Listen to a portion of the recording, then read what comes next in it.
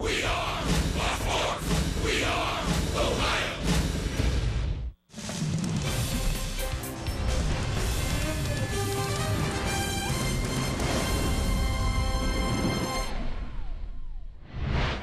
The Cleveland Indians were the first team to clinch a divisional title this year when they wrapped up their third straight Central Division crown on September 15th. 5 days later, last night, the Boston Red Sox became the second team to wrap up a divisional crown as they won the American League East. Now, tonight, they meet head-to-head here in Cleveland for a three-game weekend series. Hi again, everyone. Matt Underwood alongside Rick Manning. Tonight marks only the second time ever that two teams who have already clinched divisional titles meet for a regular season series. The last time it happened, 20 years ago tonight, when the Cleveland Indians took on the New York Yankees in what would be a preview of that year's American League Championship Series. If both the Indians and the Red Sox win their divisional series, they could be headed for a rematch in the ALCS. And Rick, if it's going to happen for the Indians, I think they need a healthy Trevor Bauer. Boy, what a sight for sore eyes. Trevor Bauer is going to get the start. The last time he pitched was August 11th, and he's been trying his best to get out there and pitch. And he has done a heck of a job so far this year at home. He's 12-6 on the year, 6-1 at home. Trevor Bauer, that's what put him out. You know, on the lower leg, he had a slight fracture in that leg, but he's going to go out there. 35 pitches tonight. We'll see how he does. He'll finish up in the bullpen, but he's going to be matched up against another guy who's working his way back in Chris Sale. Those Red Sox have won his last 9 starts. He has appeared in a ball game. The last team to beat him was his former team, the White Sox, and that's a long time ago in June. And Sale's working his way back. He only has 9 innings since he's come back. Really interesting. Those two guys were neck and neck in the Cy Young race. They've both made exactly 25 starts heading into tonight. We'll be back with all the exciting play-by-play action as the Indians take on the Boston Red Sox. Al and Jensen have the showstopper, and we'll hear from Andre Knott next. Cleveland Indians baseball is brought to you by Hubbard WB Mason, the official office supplier of the Cleveland Indians. By your Northern Ohio Honda dealers, made in Ohio, Ohio proud. And by St. Mary of the Woods, a faith-oriented senior living community in the heart of Avon.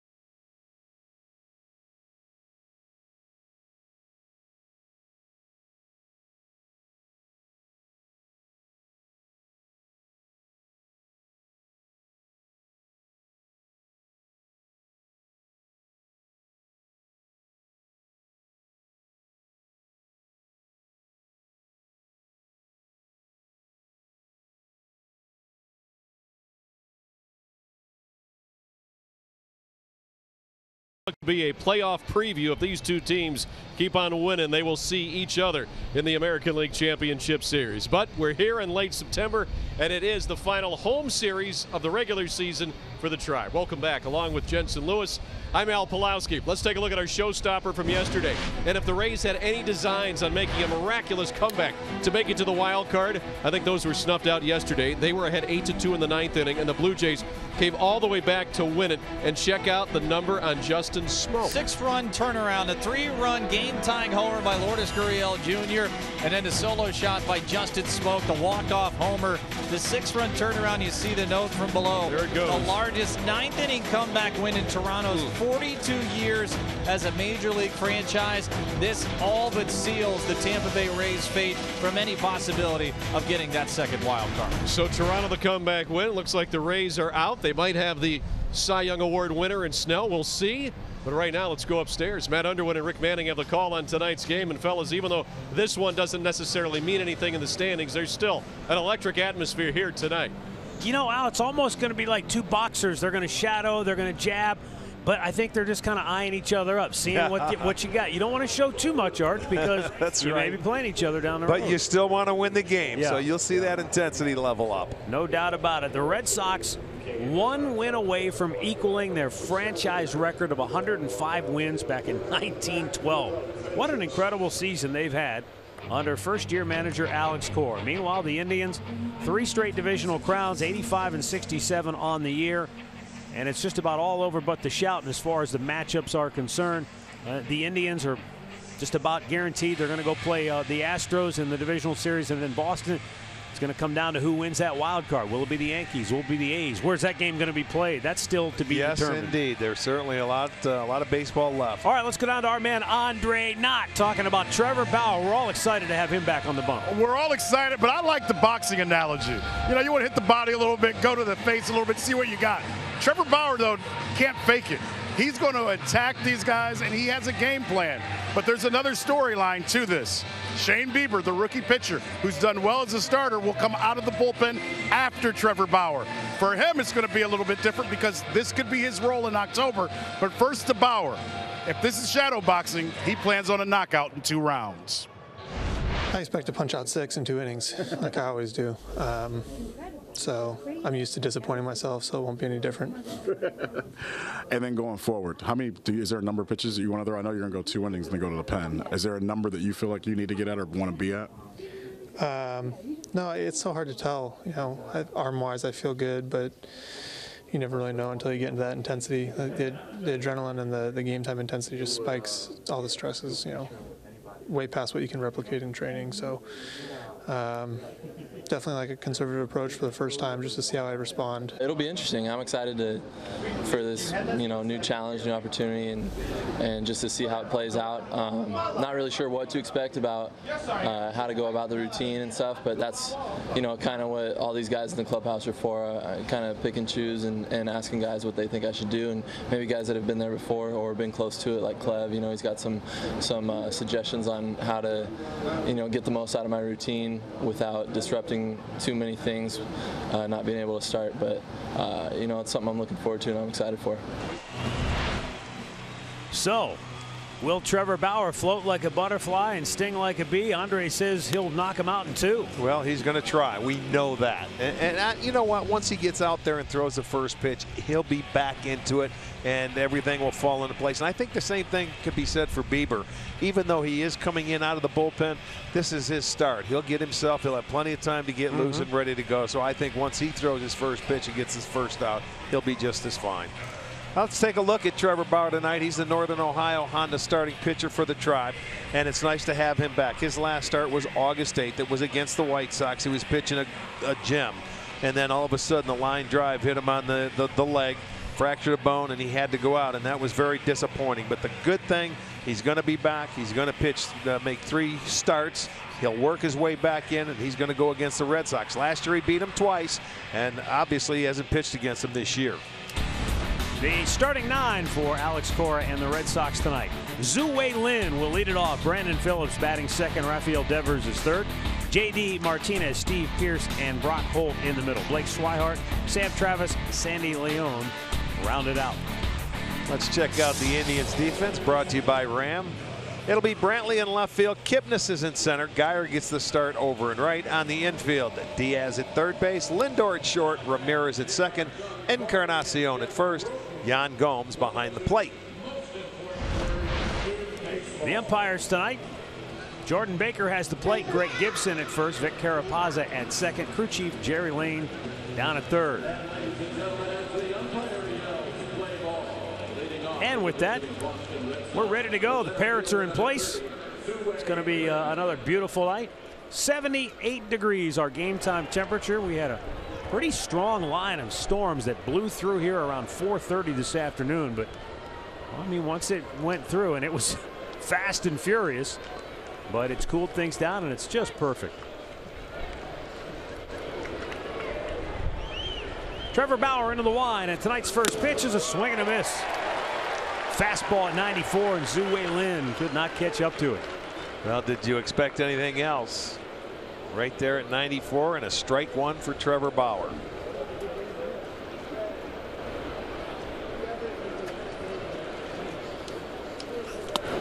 A little low. 1 ball, 1 strike. Zhu Wei Lin, a native of Taiwan, signed when he was 18 by the Red Sox. And interesting in that his signing, there was some cloak and dagger stuff going on with the New York Yankees. The Yankees actually tried to sign him when he was 16. Missed inside with a fastball. But the Chinese Taipei Baseball Association threatened to ban Lin from playing or coaching in Taiwan if he signed before he graduated high school. So he waited. And it actually worked out really well for Lin, because when the Red Sox signed him after he graduated, it was a $2 million deal. Nice. He's an outfielder. And look at it, he's one guy that stands up in front of home plate. He drives one to deep center. Back is Jason Kipnis, but he's there and makes the catch. 1 down. Tonight's storylines are brought to you by Wayside Furniture.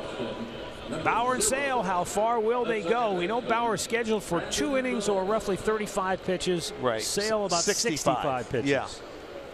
That's what they say earlier. You see how it goes once they get out there. Sox bullpen, they're looking for people to get them from the starter to Craig Kimbrell. They know he's the guy that finishes, but getting from starter to closer has been a challenge at times for Alex Cora and company. They're still working their way into it for the playoffs, something that they have to accomplish too, or they would like to at least. You know, you think a team with 104 wins would not have any holes at all. Any holes or any problems. Well, they certainly do. Brandon Phillips. He was on the sideline most of the year, but the Red Sox gave him an opportunity. Started in A-ball and then bounced up to AAA. Did well and got the call up on September 5th. Made his debut for the Red Sox. Ended up hitting a game-winning homer in the 9th. And what a career he has had. Thinking it was over, but 211 homers, 951 ribbies. You can see over 2,000 hits. That's a very fine career. Career that started here with the Indians after he was acquired from Montreal in the Bartolo Colon deal. Isn't that something? Colon, it really is. Colon was still pitching, yeah. and Phillips is still trying to hang on as well. The amazing thing, and that was an amazing trade for this organization when you had Phillips, Cliff Lee, and Grady Sizemore coming over for Bartolo Colon.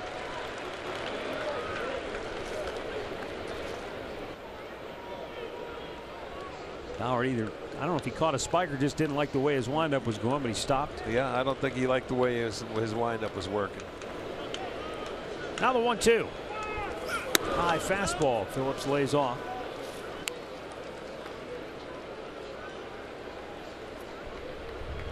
Brandon never hit much when he was with the Indians, but again, he was a young player trying to figure things out. He hit only .206 in 135 games, but boy, he turned into an all-star multiple times. And it seemed like every time he got a chance to play against the Indians after that, he flourished, batting .329 in 58 career games against the Indians. Yeah, we always used to get an extended look at him in interleague play because we played the Reds home and home every year.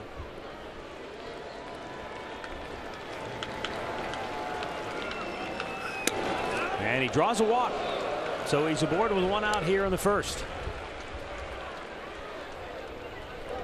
It does say something, too, about a veteran player, about their love of the game, Rick, that at this stage in his career, the money he's already made, that he was willing to kind of swallow his pride and wait and see if there was an offer. And when one did come along, yeah, I'll go to A-ball, I'll play in the minor leagues. Yeah, not many people, you know, with the career he had would do something like that. 2,000 big league hits. You're right. Rafael Devers. Bauer misses down low. This is to be expected. Bauer usually very sharp with his command. But, you know, he haven't pitched in a while. I'm sure he's a little amped up. He wants to go out there. He wants to do well. Maybe overthrowing a little bit. I'm sure he'll rein it in, though.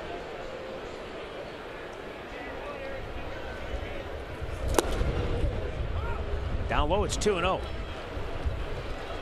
As you said, there's something about the adrenaline factor. You can throw in the bullpen, you can do everything you can to simulate it, but when you get out there and the stands are packed and it's the Red Sox, and you know, like Trevor said, you get those metal cleats on and you get out there, and he says you can't you know, simulate anything like the action that's going on right now.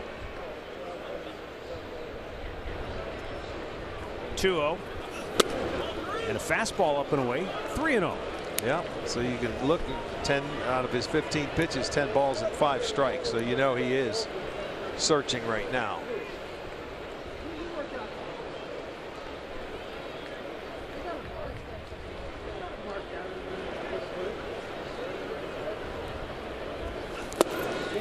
Green light, and he swings through a fastball. I would expect it, knowing that you're going to get a fastball. He hasn't pitched in a while. He's looking, and you know you have to throw him a strike. Look at it on our Nissan pitch tracker. He challenged him, but it did have a little movement, and it ran away on the outside part of the plate. You just can't groove it anymore.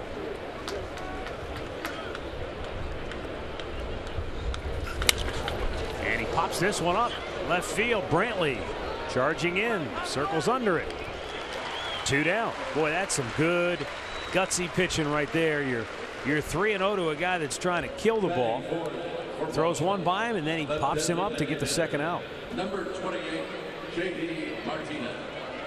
And a chance to get out of the inning with J.D. Martinez coming to the plate. What do you think, pal, with just about a week or so to go in the season? Has Martinez all but wrapped up the MVP award in your mind? He very well could have. I mean, he's got a teammate that had a good night last night to keep his name in you know, in the talks too. Mookie Betts, who's not playing tonight, but I'll tell you, very special years.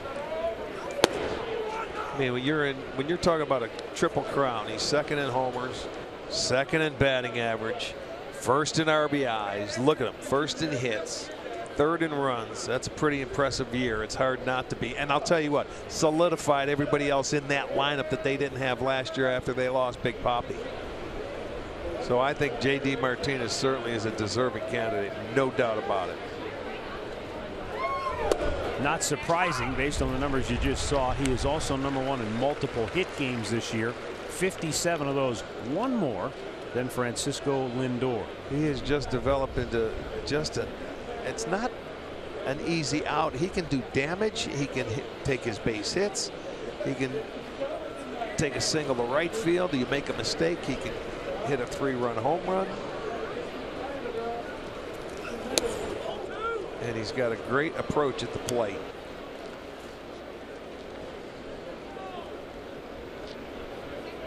I mean, we watched him for years here in the Central Division with the Tigers, where he did a lot of damage to the Indians for a while. I remember he hit 8 home runs against the Indians one year when he was with Detroit.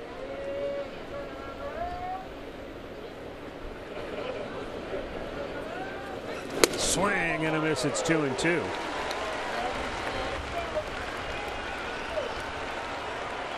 Tell you, in a day and age where 200 strikeouts is not all that uncommon anymore, J.D. Martinez has struck out 140 times, and it doesn't even seem like a lot. It's not for him. And look at his numbers. That was a very good slider by Bauer.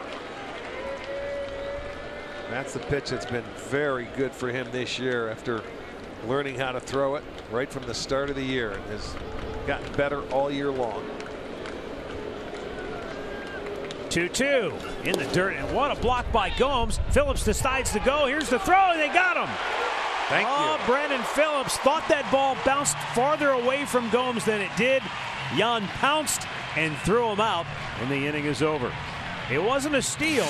Phillips thought he had a chance to advance. Gomes says, no, sir.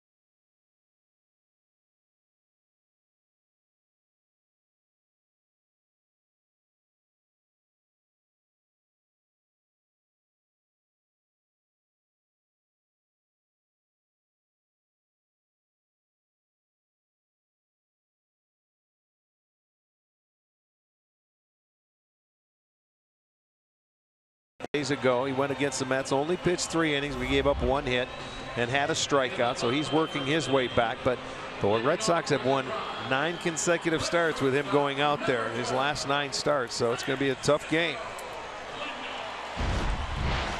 Indians starting lineup brought to you by Progressive Insurance. For Terry Francona tonight, Francisco Lindor, Michael Brantley, Jose Ramirez at the top, Edwin Encarnacion, Josh Donaldson, and Yandy Diaz in the middle. Brandon Guyer, Yan Gomes, and Jason Kipnis batting ninth.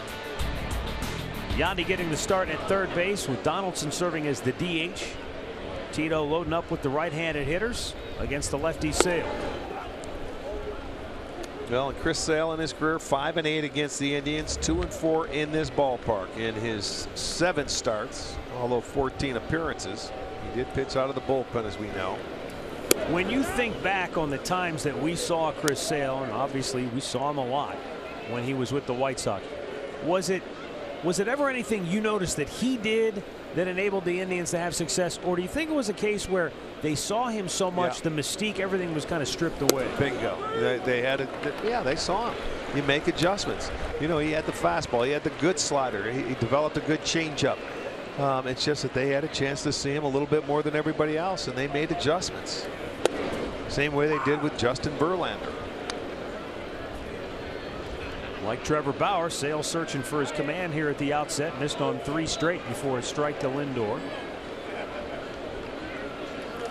And that ball hit sky high to left. In comes Travis, called off by Holt, the shortstop. Boy, oh boy. Outfielders, don't be afraid to help. Let's check that defense behind him. That's what he's saying. Hey, boys, let's go. Give me a little help. Well, it's going to be Travis in left field, Lynn in center. Swihart is over and right on the infield. Devers at third, Holt at short, Phillips at second, Pierce at first, Leone doing the catching. That had plenty of hang time for an outfielder to come catch it. I got to tell you from listening, it was Holt that was yelling he had it. That's what made the left fielder stop running, and that's what he said to him. Well, it's a young left fielder. The left fielder should have called him off, and Holt's happy to play short tonight. That's why. It was a late night for these guys. Yes, exactly. Red Sox rolled into Cleveland around 4 a.m. That was just about the time the last Browns fan left downtown. I saw a couple still down there this morning when I was driving in. one by the name of Gary. Here's a ground ball to second. Phillips throws him out. I think another one named Tony was still rolling around the streets in the wee hours of the morning. He might still be down there.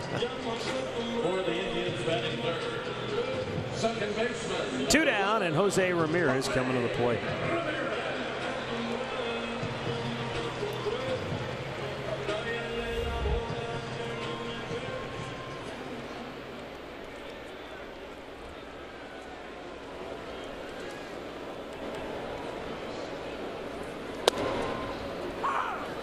I've had more people ask me about Jose Ramirez, and it's hard to quantify, but it seems like he's had better at bats here over the last week.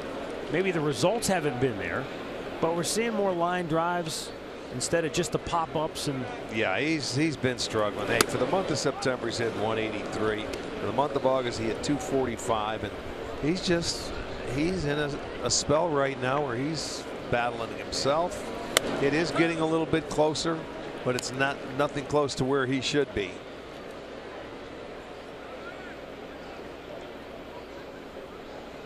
He hit the ball on the nose a few times last night. I mean, as great as he has been this year, it's hard to look at these numbers and say, is that right? Over his last 31 games, he's hit 168. Yes. Doesn't seem possible the way he just tore it up the first 3-4 months. But he's still at 277. That's the key. His batting average has been going down, but he's been swinging at pitches out of the strike zone, trying to hit his way out of his slump. There it is. Oh, they caught a break right there. Looked like he went. 2-2 pitch. Sales looking at down the first baseline. Look at it from the side. Does he catch a break? He sure did. So he's going to get an extra strike in this at bat.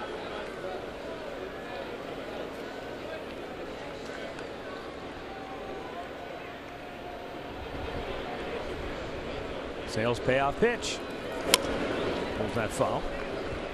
Right hand. Right hand.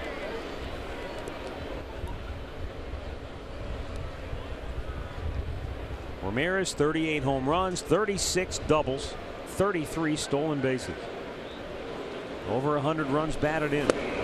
But down on strikes to end the first. No score after one.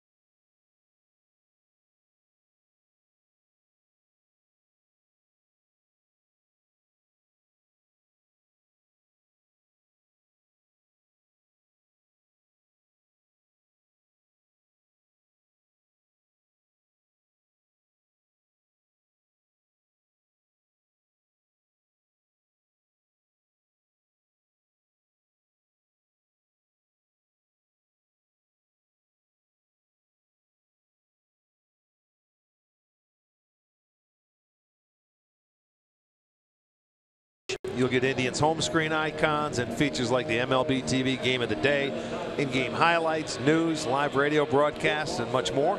Download MLB at Bat today.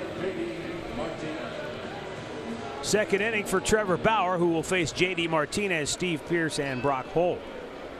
Martinez was at the plate when Brandon Phillips was thrown out trying to advance, but it was already pretty good at bat unfolding between Bauer and Martinez. So now we'll start all over from scratch. Well, and JD may be a little happy for that. He had 2 strikes on him after swinging at a slider away.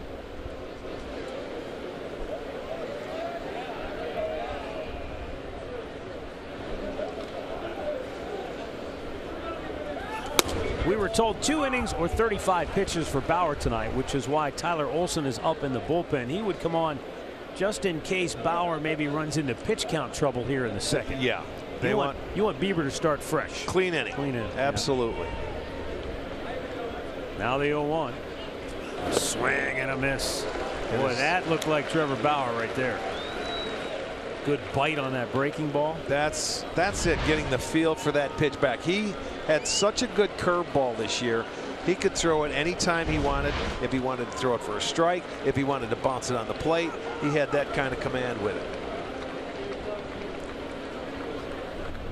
And then that slider to go with the curveball. He had weapons. That's why he had 214 strikeouts in only 166 innings. There Threw it again off the plate. Martinez went fishing. And 1 down. Just what we're talking about.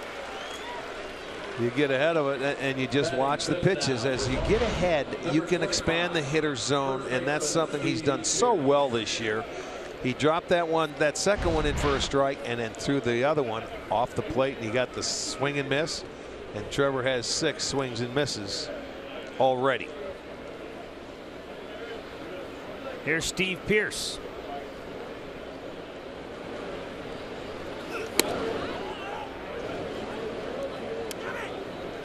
Steve Pearce has bounced around in his career, originally a Pirate, then an Oriole, then briefly a Blue Jay, back to Baltimore, Houston, the Yankees, Tampa, back to Baltimore again. Traded from the Blue Jays to the Red Sox this year. Well, and they needed a little help at first base from the right side of the plate, and he can certainly give you that. The trade took place a month before the deadline at the end of June. Yeah, it was something under the radar. They got off, you know, before anybody was starting to make those trades before the deadline, and I think it went unnoticed, but it was a good trade for Boston.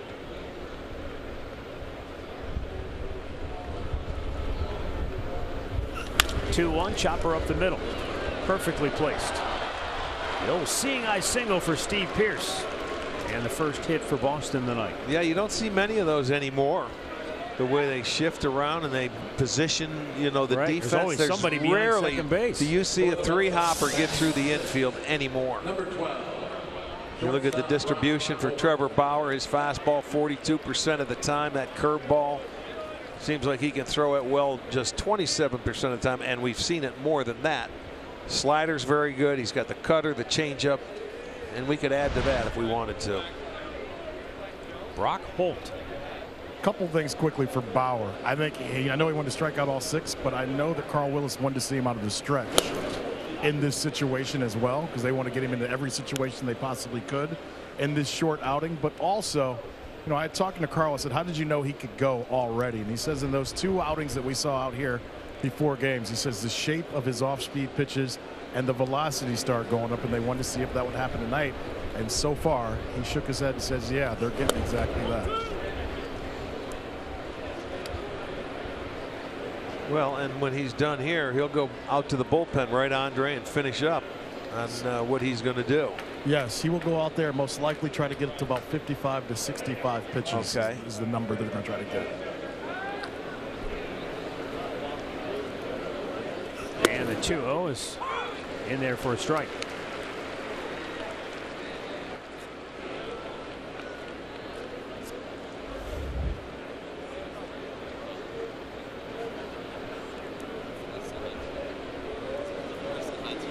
Well, he's trying to check and make sure that pitch, he thought it was a little high.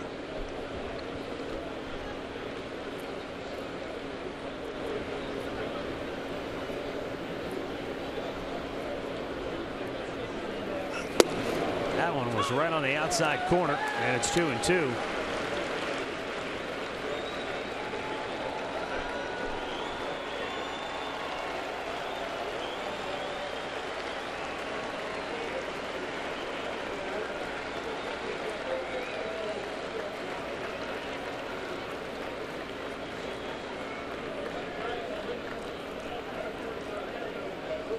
Let's start over. He's about out of fingers. 5, 1, 2, 3, 4.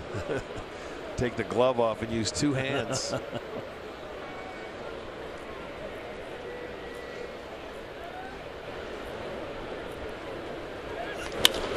Yanked into right field. Stopping at second is Pierce. And the Red Sox have 2 on with 1 out. And here comes Terry Francona. He's right at that 35 pitch mark. Yep, left-hander or Swihart's up, but he stayed back on that curveball nicely. Holt did, so he waited, kept the hands back. 34 pitches officially. Bauer will exit. That was the plan. He'll head to the bullpen to finish up his work for the night. But I'm sure maybe not the results he was hoping for. But all in all, he's back on the bump. That's a huge first step going forward for Trevor Bauer and the Cleveland Indians. We'll be right back.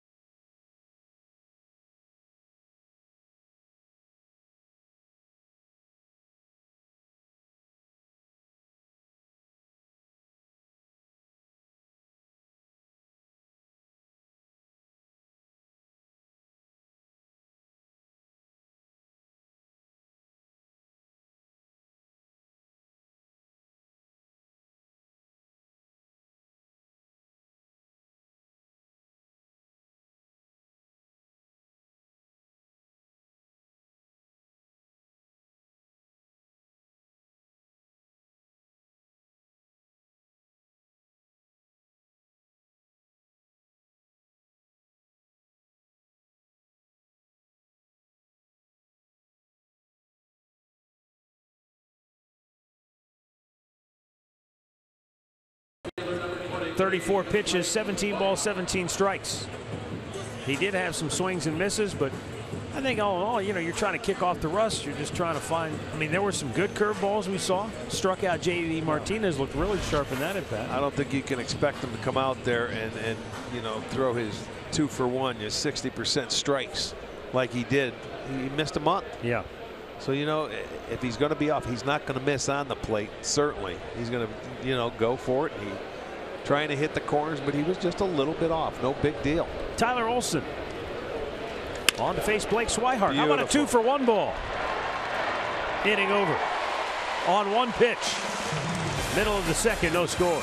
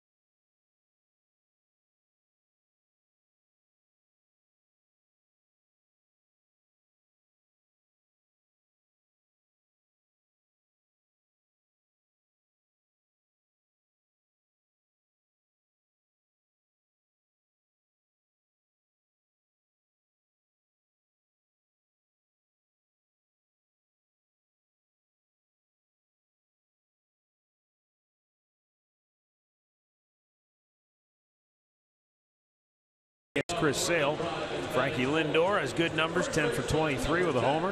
Jose Ramirez, 8 out of 20. Brandon Geyer, who's in the lineup, 4 for 11, including a home run. Edwin, Josh Donaldson. But nobody has been able to hit Chris Sale this year. A 192 earned run average coming in 150 innings. Now 151 innings. He's given up 93 hits. Yeah, it's scary. The only one with a better ERA in all of baseball is Jacob deGrom at 178.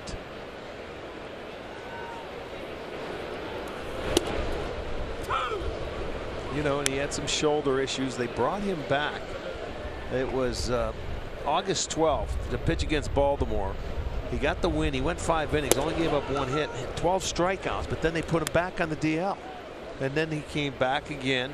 His first time out, he went 1 inning against Toronto on September 11th, and then the 16th he went 3 innings. So he's building his way back to the rotation because this team needs this guy. You know, if they're going to go all the way and think about getting to that World Series, they need him badly. Second strikeout for Sale, 1 down here in the 2nd inning. And he's using his changeup. I think back-to-back strikeouts on changeups. When you look at his usage of pitches, you know, he's got the good fastball, but look at the 4-seamers 39% of the time. He'll throw that slider almost as much. And he has a very good changeup to the right-handers that, you know, he'll throw at any time. And that little 2-seam fastball, he may buzz you inside.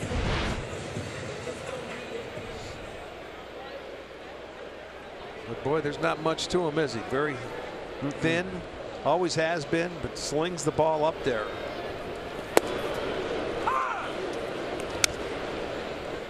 And when he's getting it up at 97 or 98 like he was earlier in the year, that's a tough AB. Is it tougher that he's not throwing the fastball at all? I've had Jose and a couple other guys say all changeups. He's throwing them all changes and all slides. He's no fastballs to the middle of the lineup so far. Well, they must be sitting on the fastball then. Well, must, but I'm just saying, with a guy that usually throws as hard as he does, it's got to be tough because he's not throwing them. Maybe he's got a better feel for his you know, off-speed pitches right now, and he knows that these guys have numbers against him. Brandon Phillips, off balance throw. Josh Donaldson beats it out. Is that going to be his second infield hit? I mean, it was close. Phillips was on the dead run and on the move and couldn't get much on the throw. Look at Donaldson. He's smiling about it. He likes it. I don't know if they're going to change it, and then they may want to. No, he said no. They're going to go right ahead. He was safe. Yep. That was a nice play by Phillips to even make it close. The one-hop throw, and he beats it to the bag. So that'll be his second infield hit in as many times last couple of games.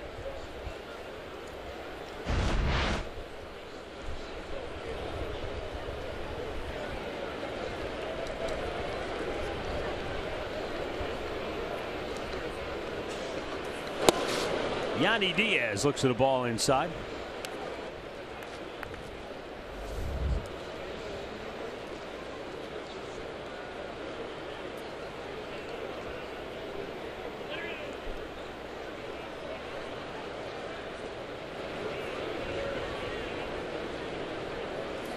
Swung out and missed. It's 1-1. Diaz coming off a night he'd like to forget. He was 0 for 5 last night, twice hit into inning-ending double plays. Yeah, he did not have a good night last night. I'm sure he's already forgotten about that one. Defensively made an error. It's just one of those nights.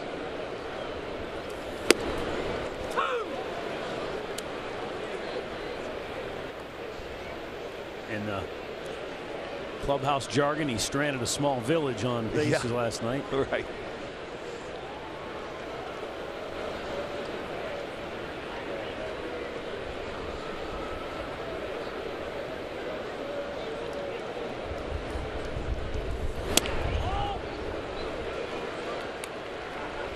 You know, and here's where you might think a right-hander has a better chance against Sale than a lefty, but he's no picnic for right-handed hitters, and especially one like Yandy who might like the ball away because Sale can move it in on you, and then if he gets you looking in, he can dotted He away. reminds me a lot of Andrew Miller.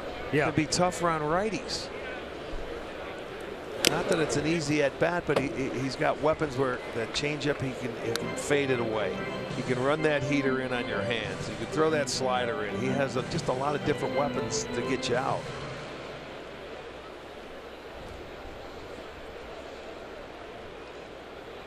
You know it's going to be a tough day. You're not going to string a lot of hits together, so you have to take advantage of the base runners when you get them, when you're facing a guy like Chris Sale, one of the top pitchers in the game.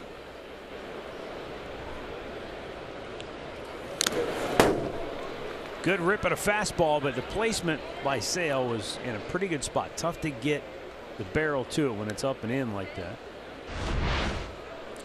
Well, and it's upstairs too. It's out of the strike zone. It's not a strike. That's about the letters. So there's not much you're going to do. That's about what you can do with it, is foul it straight back.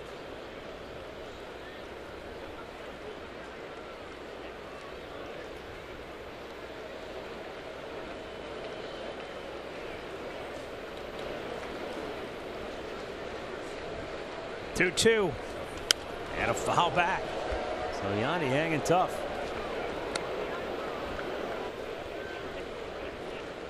But that's what I'm talking about. In, out, and it's as a hitter, you're just fighting for your life probably. Well, it was a fastball, changeup too, in, out. Fastball, changeup. 2 strikes, you're protecting.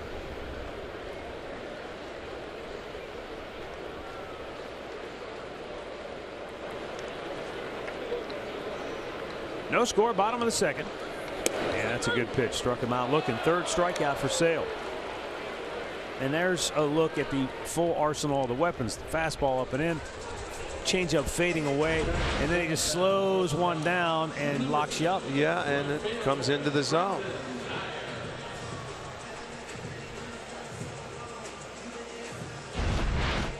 That's 3 strikeouts for Chris Sale. And here is Brandon Guyer.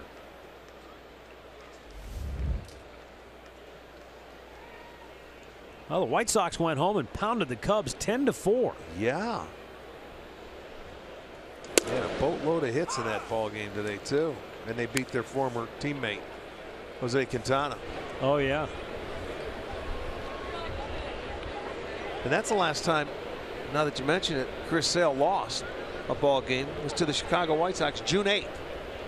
He went 8 innings and it was a 1-0 game.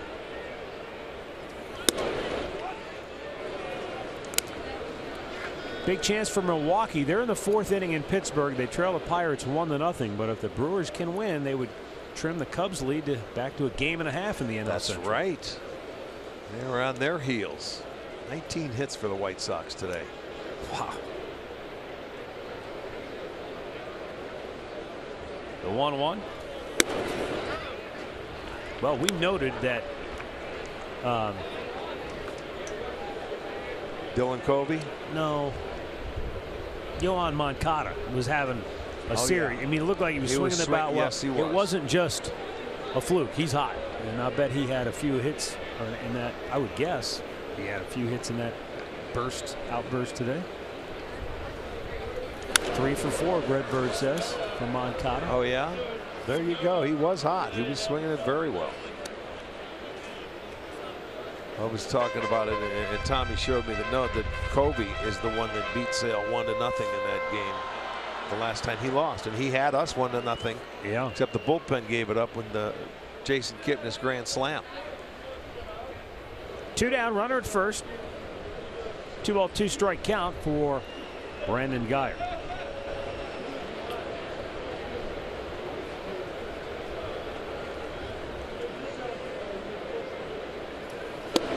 And he strikes him out to end the inning.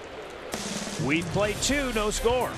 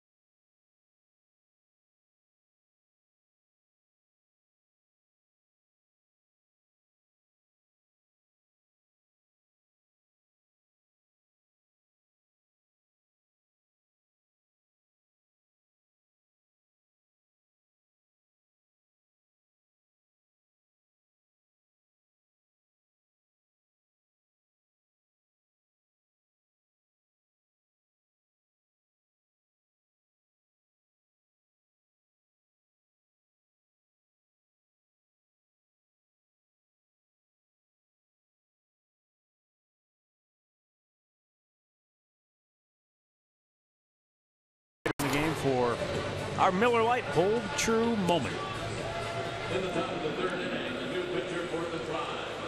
Shane Bieber on for the Indians now. Bieber made 18 starts this year, and this is an audition of sorts. The Indians know he can pitch well as a starter, but they want to see how he responds to coming into a game out of the bullpen, because there's a real opportunity that that could be a role he can fulfill in postseason play. They could certainly use another right-hander out of the bullpen, and I think he'll come out and do fine because he throws strikes. You know, he doesn't struggle for command. Doesn't walk many. And there's the starter finishing his day and getting some more work in. Fly ball, right field, pretty well hit. Geyer back on the track, near the wall, leaps, and it's gone. That ball got a little boost from the breeze that's blowing out toward right and right center field. And Sam Travis, just 3 for 21 coming into action here tonight. Takes it up and out, just did clear the wall in right field for his first major league home run. Well, it's a breaking ball, but I didn't think, I'm going to take a look at the swing. He just gets down on that ball, and that had backspin on it. And when I saw Geyer turn around and go back, I didn't think he hit it that well, but it got out of here. Well, they'll take a 1-0 lead.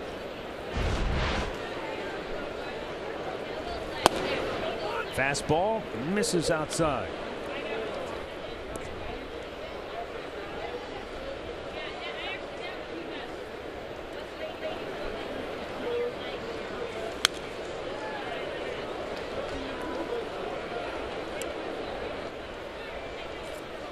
That's the 12th home run allowed by Shane Bieber.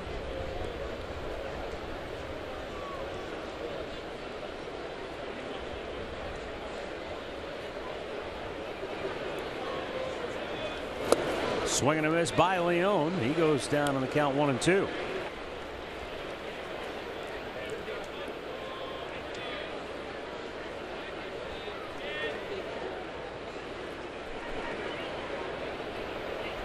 Fouled right back.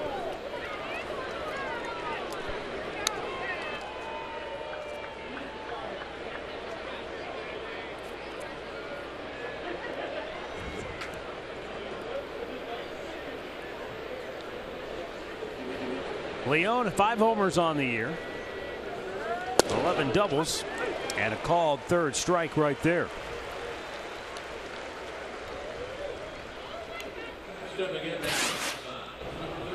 Another look at the home run by Sam Travis. Well, you can see he got on top of that ball, but the backspin on it, it just seemed to keep carrying. It didn't look like he hit it that far, but he did. It carried. Just did get over the wall for his first major league home run. And with one out, top of the order, Zue Lin. Fly to deep center. His first time up.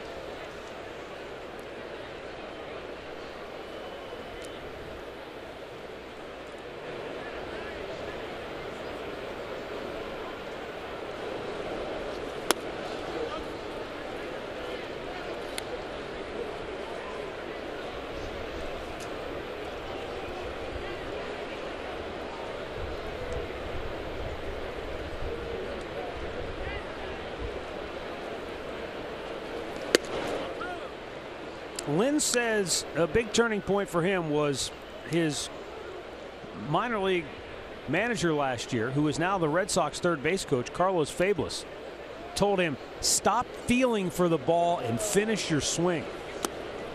And maybe that's something that a lot of young players go through, but he said he felt like you're just punching at the ball, but you're not driving it anywhere. Yeah.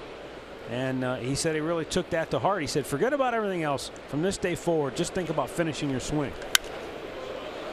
This one skied to left near the line. He's going to come back in. Brantley inside the line makes the catch. 2 down. Injury report tonight brought to you by the attorneys at Elk and Elk. And Boston third baseman Eduardo Nunez, we know him from his days with the Minnesota Twins. He's dealing with a left, I think it's a knee problem that is bothersome for him. Matt Barnes, they feel like he's very close to coming back, and he could be a factor for them out of their bullpen. Again, we told you earlier, they're looking for bridge builders, guys to get them from the starter to the closer. Barnes could be somebody that can help. Yeah, that 7th and 8th inning, the bridge you're talking about. Slowly tapped to third. On the run, Yandy Diaz throws out Brandon Phillips. Red Sox get the first run of the night on a solo homer. 1-0 Red Sox, middle of the third.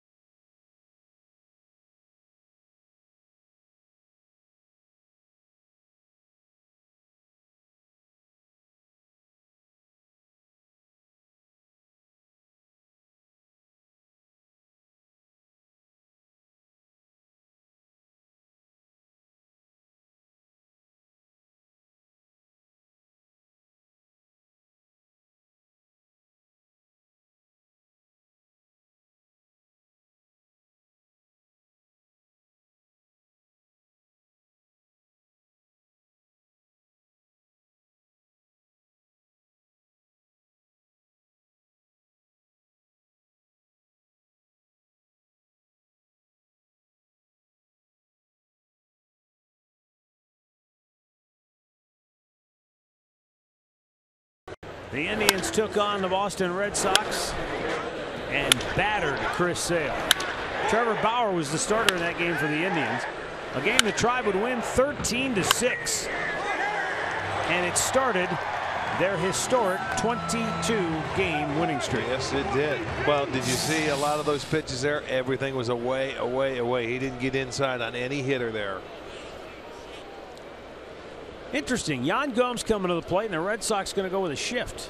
Well, they started out in that deploy, and now Brandon Phillips moves back over to the right side of the infield. I think it's because they were waiting for Holt to get out there. He was a little late getting onto the field, and maybe Phillips thought, I'm going to have to move over to short if he doesn't get back out here in time. All's well that ends well. And here is Yan Gomes. Yeah, because normally Gomes not a guy you see anybody really shift for. Well, the only thing I could think of is that they'd be throwing him a lot of changeups then and slow pitches to see if he would turn on him or try and pull him.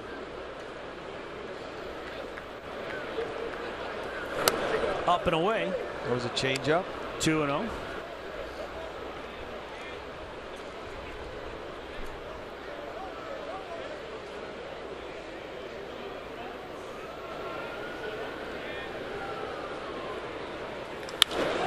Wrapped to deep left field, down the line. It's a fair ball, top of the wall. Gomes going to have to hold with a long leadoff single. Boy, that didn't miss by much. He continues to swing that shillelagh, baby. He is looking good in the batter's box. That ball off the wall, and it was very high off the wall. Yeah, that didn't miss by too much. No, it did not. He didn't get it in. And Gomes put a good swing, man. It missed by about 3 feet from getting out of here, and he hit it so hard that he could only get a single. That's a crime. You hit a ball that hard, that well, and all you get is a lousy single out. Now, it would have probably been the single, same in Fenway Park. I don't know if it would have been over the fence there. Even though, you know, with that wall is twice as high as this one. That might have ricocheted back to the shortstop. Here's Jason Kipnis now with a man on.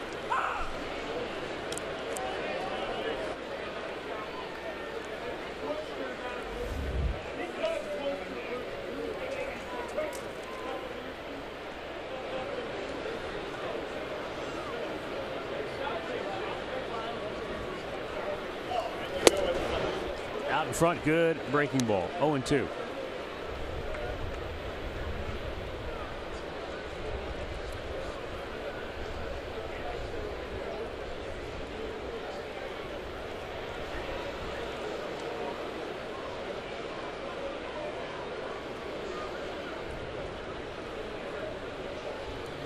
Foul right back.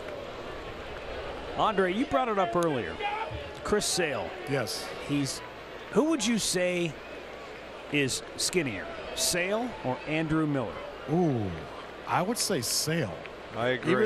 Even though Andrew Miller's taller, I think Sale is. Even our guys over here, they watch him and they're still blown. As long as he's been in the league, they're blown away by what he can flip up there, as skinny as he is. And do you think that plays into what the Red Sox are doing with him right now? As far as what, rest? Just the rest. I know our guys are curious as to why they're doing him the way that they're doing him, getting him ready for the playoffs. I think that makes a lot of sense. You know, as Art said, if you've broken down in the past, you want to make sure that you don't break down this year. So maybe they have slow played him to a degree. Why wouldn't you? He's had his difficulties in September, going into the some arm issues, some shoulder problems. The kind of year they're having, slow play him to get to the playoffs. Why wouldn't you? Sale listed in the media guide at 6'6", 181. You just saw the TV graphic had 178. And Andrew Miller, though he isn't just an inch taller, they list him at 210. So he is quite a bit bulkier than Sale. That's a heavyweight. Miller's in the heavyweight class. Sale is not.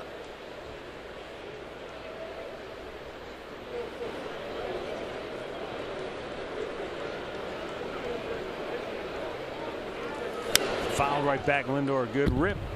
It's 1-1. And he got a changeup, and that's what I mean. So maybe Frankie was looking for that changeup, from the last time up. But when you get it, you don't want to foul it off. You want to do some damage to it.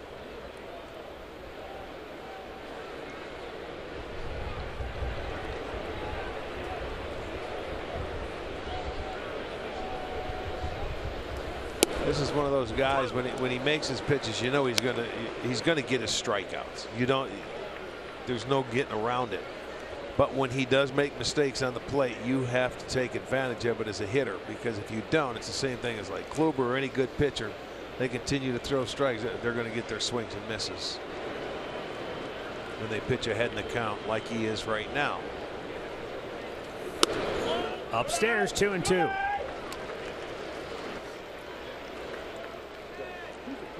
Right now, that fastball, you saw it? Up, elevated, out of the zone, teaser. And let's see what he comes back with. It's like a lot of pitchers have been pitching these guys. They showed fastballs more so than really go at you with fastballs.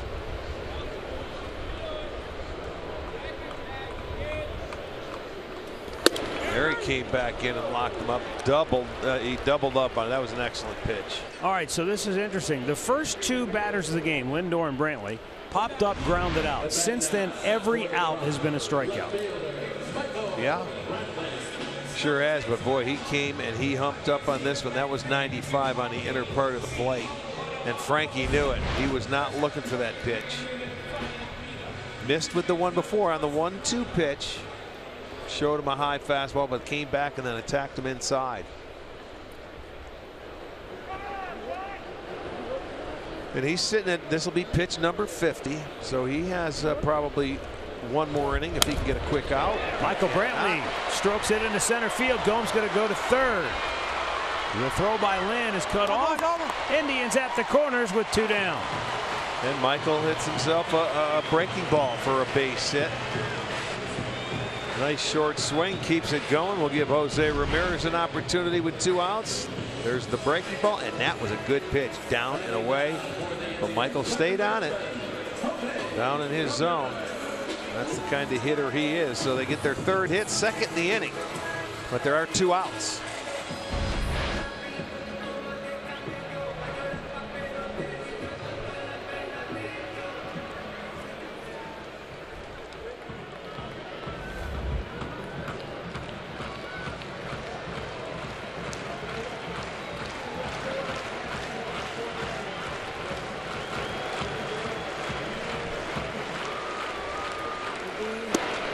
Jose Ramirez takes, and that's in there for a strike. Slow breaking ball.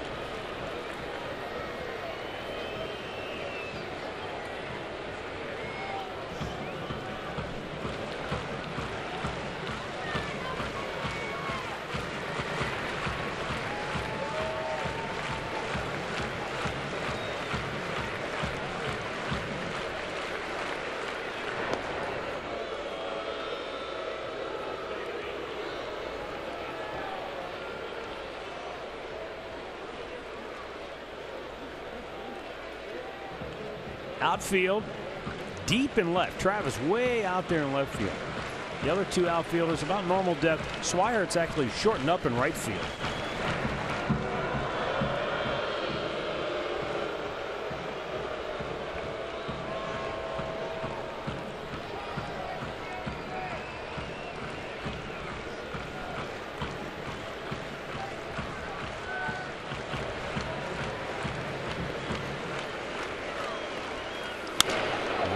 Trying to go that way toward right, fouling it off.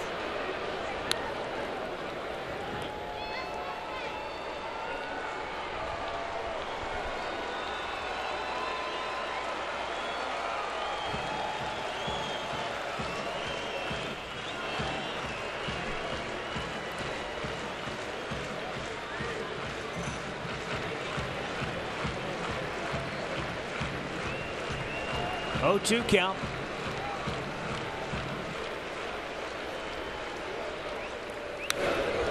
High fastball is fouled right back. It's weird. Chris Sale has struck out 6 already, and this is the 3rd inning. And yet the Indians have 3 hits, so he's given up way more hits on average than he usually does. But he's piled up 6 strikeouts.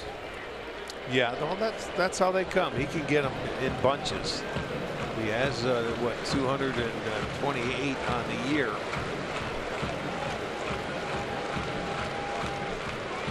In almost 153 innings. In tight with the fastball. Now does he go back to the changeup? Is that a setup pitch? Well, that's a pitch that keeps you honest as a hitter. Keeps you from leaning out over the plate. You know, keeps you from really going out and looking for that pitch away. You have to wait and pick it up first.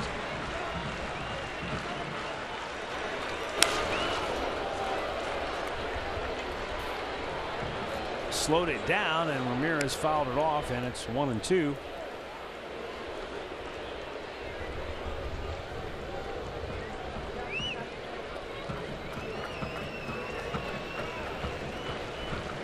Carlos Fabulous alongside Alex Cora.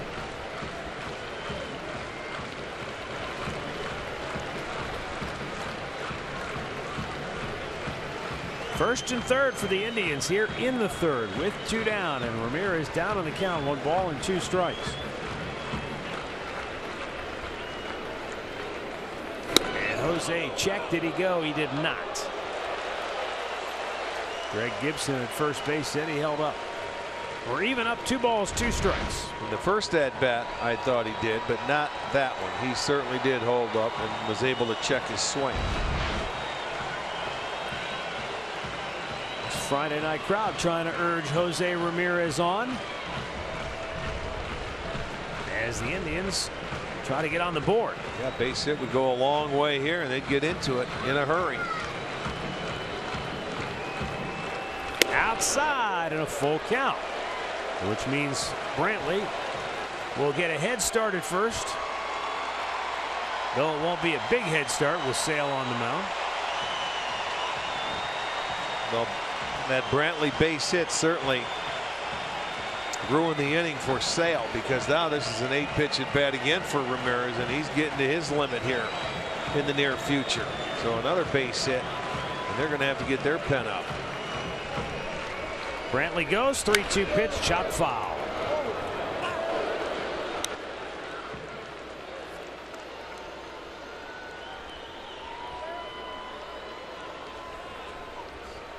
Edwin Encarnacion would be next. Rafael Devers, he's not on the line, but he is fairly close to the bag at 3rd. He's had 2 full counts. Both have been to Jose Ramirez. Again, Brantley will take off once Sale goes home.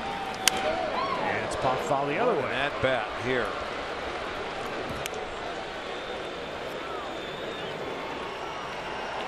This will be number 10. He's not quite in the stratosphere as he was in that at bat against no. the Astros closer. 17. Giles. Yeah. Ken Giles. That was unbelievable. He's getting close. Like he called for a changeup here. A 3-2 changeup perhaps. And a weak ground ball to short. Gets him out of the inning. No runs, 2 hits, 2 left. We've played 3. It's Boston 1, Cleveland nothing.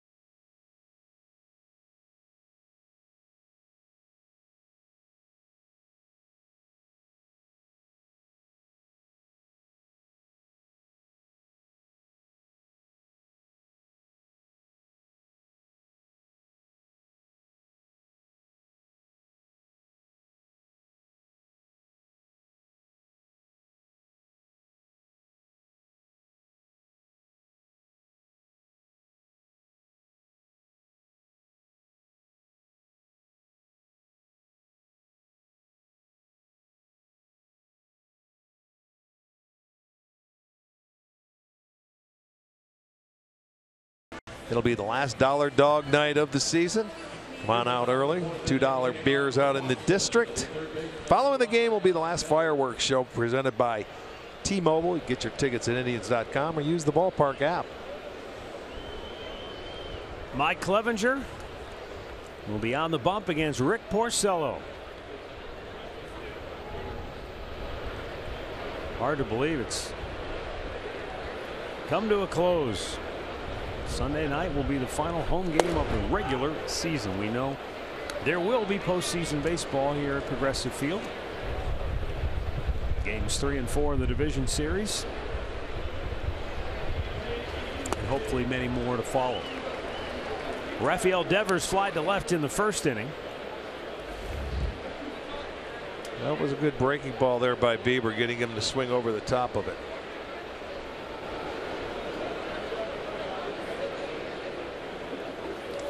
Ground ball towards third. Cut off by Yandy Diaz. Has to get up from one knee. Throws him out. What a job by Yandy. He kind of buggy whipped it over there. And then Edwin had to stretch and haul it in. Remember last night he had a couple problems with the throws downside, but when he was down on the ground in the knees, he took a little bit off of that throw, but it was grooved right in. You can see he didn't put enough on it to overthrow it. That's a good play. Look at the stretch by Eddie. Well, and for a guy who doesn't play a lot of first base, you know what? That's a pretty good play. I'm going to tell you something. All year long for him, anytime he's played first, he's done a great job over there. He really has. For a guy you just think he's a DH, you can put him out there and he's not going to hurt you. He's done a fine job over at first base. Yeah, there are some guys that DH and you put him out there and you go, ooh. Well, I know why you worry. DH. You flinch every time, you know, he gets a player. Oh, is he going to catch it? But no. He's been just fine. Made some nice plays. J.D. Martinez struck out his first time up against Trevor Bauer. Bauer has since finished his bullpen session, so his night is over officially. And we'll see him again Tuesday night in Chicago when he will start against the White Sox, and the I guess you would say the training wheels will be off. He'll just go. You don't have to worry about pitching just 2 innings or a. No, but they'll keep probably a closer eye on him. Maybe 75 pitches, would you think? I think that would be probably fair. Because he went out there and he went to about 65, I think they said.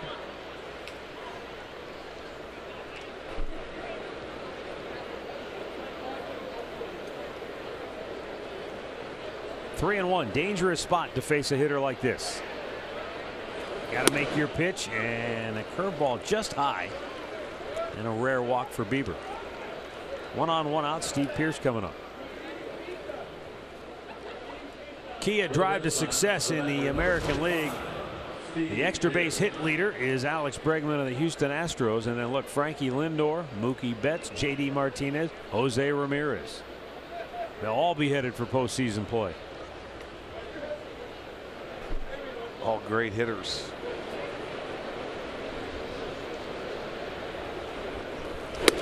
Bieber, nice slider outside corner for a strike.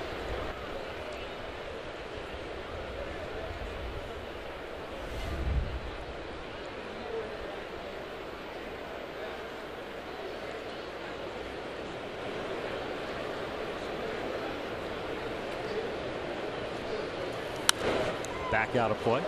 Send out some birthday wishes. Mary Stewart of Norwalk is turning 101 today.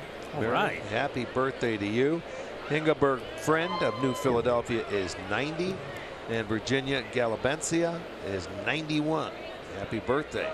And to Joyce Hodgson, celebrating her 81st birthday tonight in Richmond Heights, a lifelong Tribe fan. Happy birthday to you as well. Shane Bieber ready, the 0-2 offering, and it's a bit high.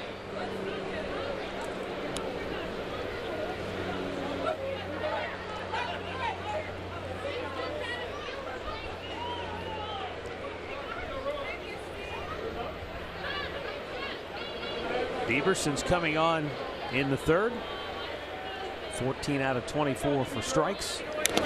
Foul right back on the slow hook. All right, finish off our birthdays. John Kozak of Youngstown is turning 88. Darrell Hines of Kirtland, 81.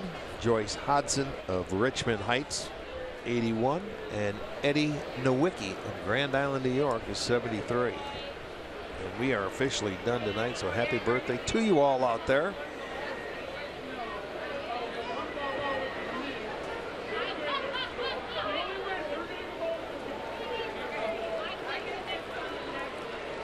The 1-2 right to third. Perfect. Diaz goes to second. There's one on to first. In time, an inning ending double play as they turn it all the way around the horn.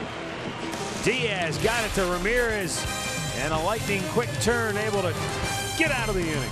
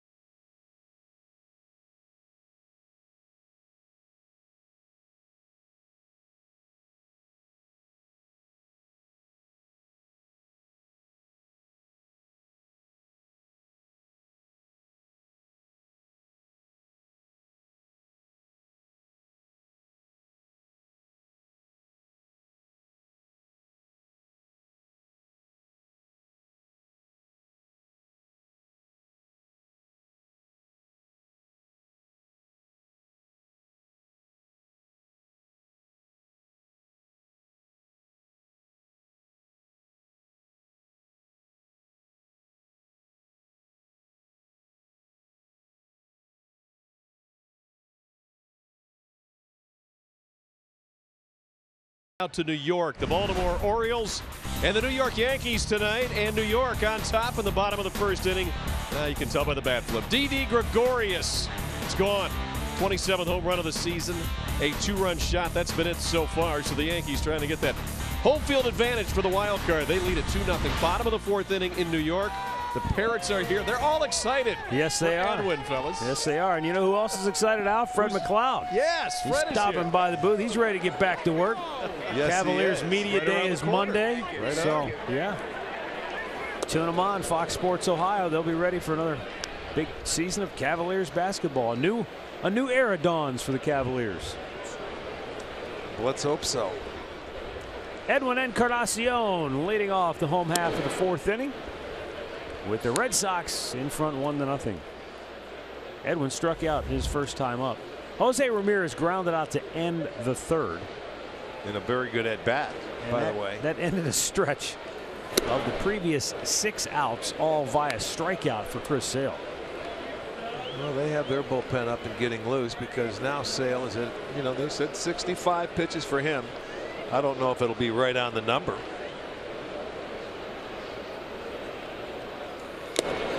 Good swing. As sharp as he has looked, I don't, Alex Cora might think, 65, 75. he may be extending that number of pitches. Well, he very well could. 7 strikeouts now for Sale, and Josh Donaldson coming up. He's had no issues. It was Donaldson that got the first hit of the ball game. That was an infield single. And then Gomes hit the ball the hardest off the wall, almost got out. And then Brantley got a base hit on the first pitch. He's had 7 0-2 1-2 counts, and that's dangerous when you're a guy like Chris Sale.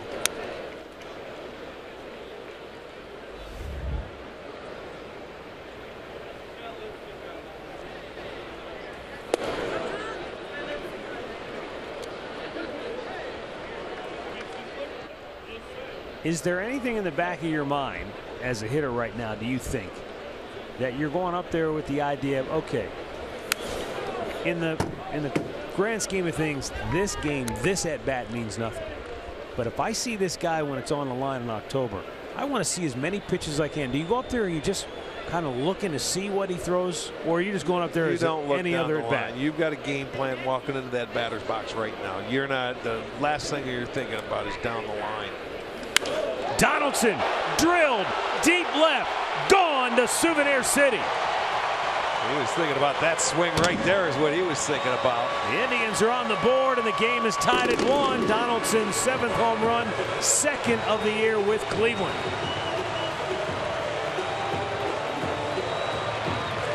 Well, he got the pitch to his liking, Matty, and he put a beautiful swing on it. There's the smile. So 1 swing of the bat, and it's a tie ball game. That was drilled, a no-doubter. That felt good. He's now has 5 homers. That unlocks the tie.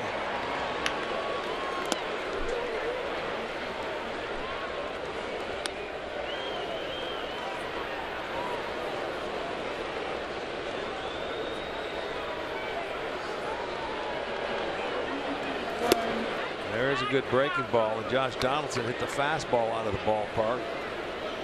Here's what you were just referring to. 5 home runs off Chris Sale. Puts him ahead of Miguel Cabrera, Victor Martinez, and former Indian Ryan Rayburn. He comes back and paints with sliders on the outside part of the plate.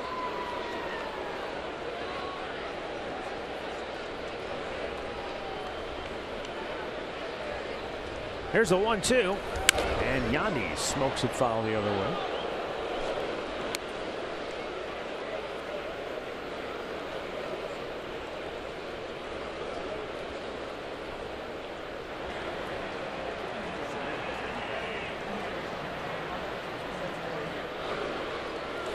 And now Yandy drills one up the alley in right center field. It'll be cut off by Zhu Wei Lin. Did a nice job of cutting that ball off, and that's going to be it for Sale. Well, he finally got a breaking ball out over the plate that he could handle. Now let's take a look at the swing that tied the ball game up. Josh Donaldson, fastball down the middle. He didn't get that pitch in, and he knew it, and he did it to the wrong guy. So that swing ties the ball game up. He's 2 for 2. You can see hang time over 5 seconds, almost 400 feet. And Chris Sale's night is over. So we've got a timeout for a pitching change. 1-1 game in the fourth.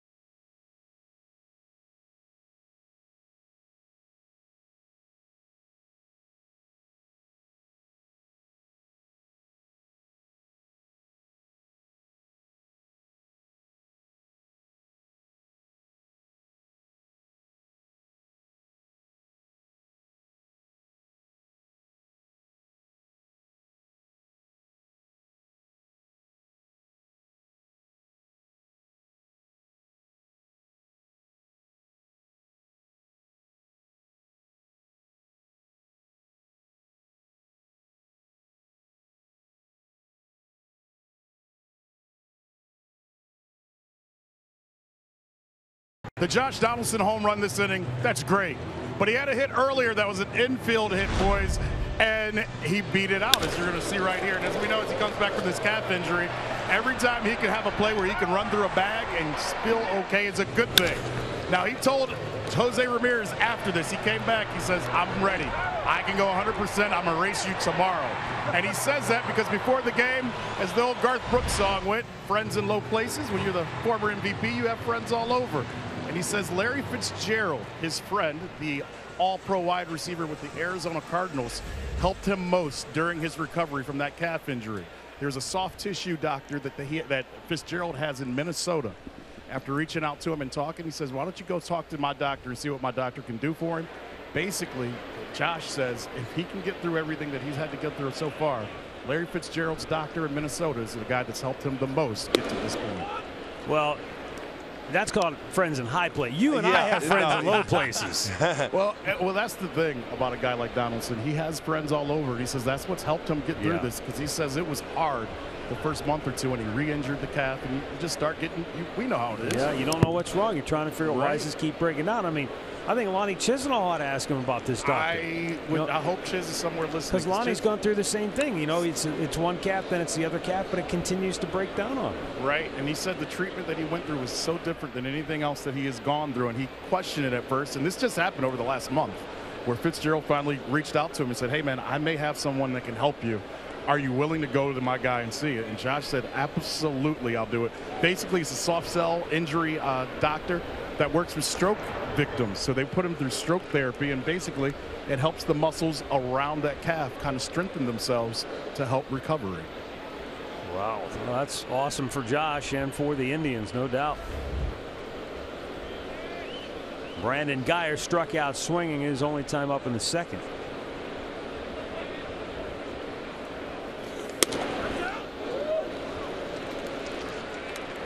Heath Embry on in relief here in the fourth inning. Chris Sale going 3 1/3. Embry came on in the fourth inning last night, faced 2 batters, gave up the grand slam to Giancarlo Stanton.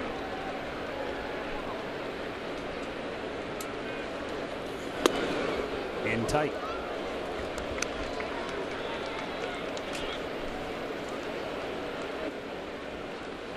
His strikeout numbers are up, best he's ever had.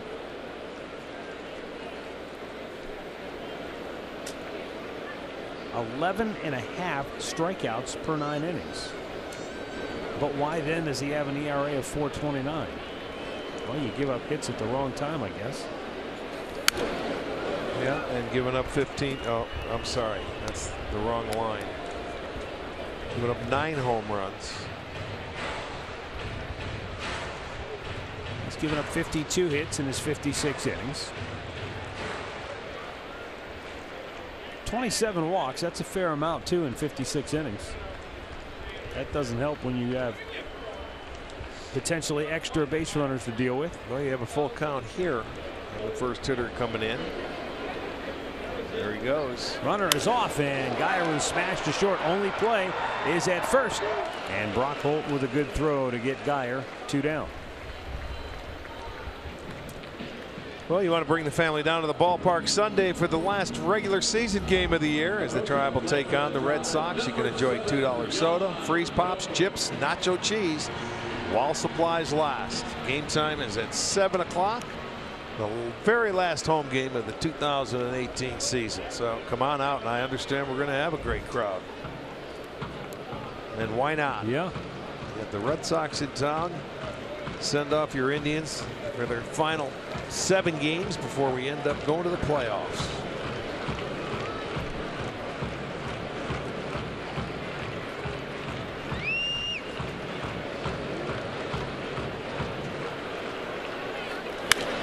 Yan Gomes with a high fly ball.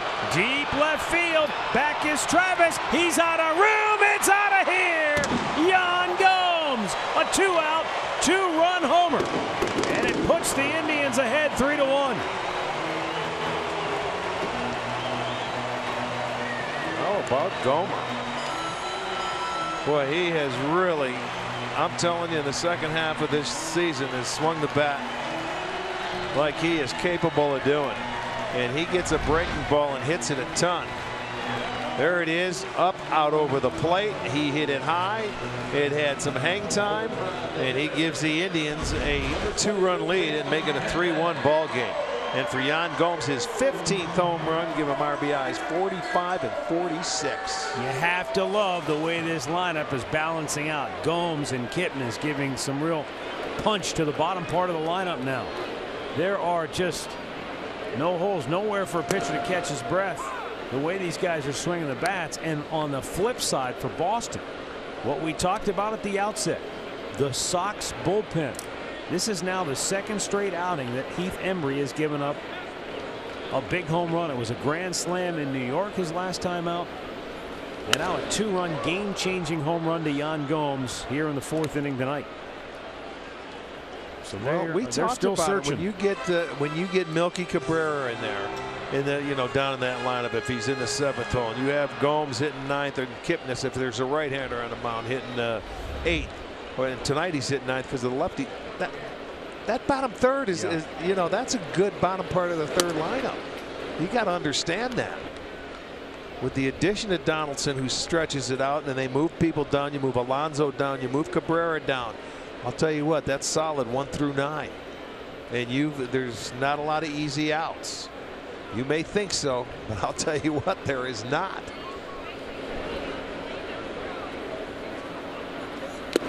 Swing and a miss. Strikes him out to end the inning. But the Indians go deep.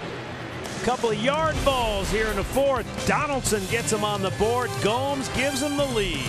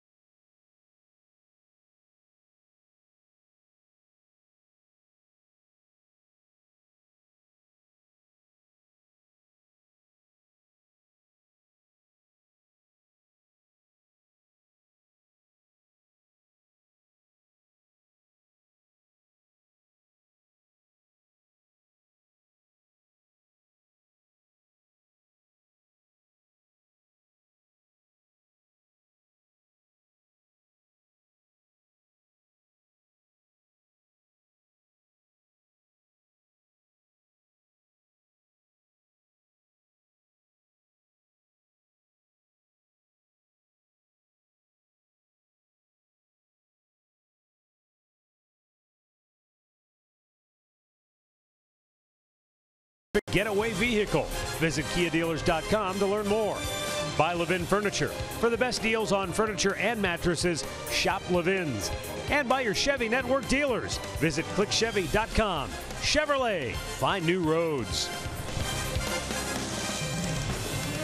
3-1 Cleveland. 5th inning. Shane Bieber came on in the 3rd. Now his 3rd inning of relief work. Greg Allen takes over in right field for Brandon Guyer. Brock Holt leading off for Boston. And a fastball strike is in there.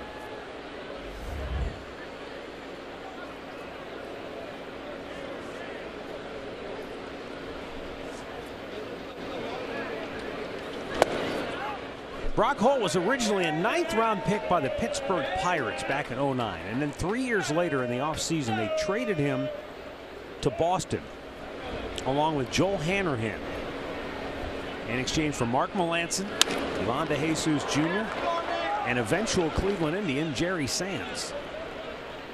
I'll tell you what, he's their utility player. He can play all over the place. He puts up a quality at bat. You can see he uses the whole field. He got a base hit the other way, staying on it. He's 2 for 2 tonight. I'd love to know, though, when to ask somebody from Boston, when they made that trade, if Holt was just a guy, you know, like somebody they sort of like, yeah, we'll throw him into the deal. I mean, it had to be, the deal was essentially Hanrahan from Melancon with some other guys to fill in. Right. I wonder if they realized that Holt had the potential to grow into the kind of player he's become. Well, he can play anywhere on that diamond. Usually 9th-round picks are not big-time prospects, but we've seen it happen. Well, somebody saw something in him, obviously, if he was going to be a throw-in in that deal. You know, a lot of it, Arch, might come down to the old, well, he doesn't pass the eye test. They list him at 5'10". Some people say he's not even 5'9". Maybe never find a position to play every day, but he can play. He can be an everyday player playing different positions and giving other players rest a lot when you're on a good team. Blake Swihart, switch hitter, bounced into a double play. His only time up in the 2nd, and that happened against Tyler Olson, who came on out of the bullpen and threw 1 pitch. Yes. Got a double play, and his night was over. Yeah, Swihart was hitting from the right side of the plate, and that was well done by Olson to get out of the inning. And then it was Bieber coming on.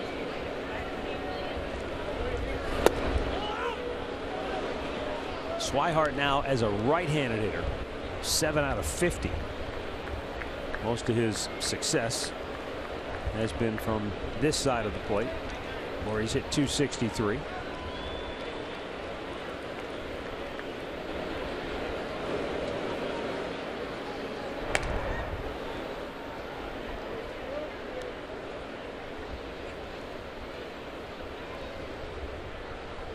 Holt seems to be one of those guys, too, that if you just keep an eye on him, he's not going to take off. He has stolen 7, but he's been caught 6 times, which seems like a lot. Yeah, he's not really a base stealer, but you don't forget about him.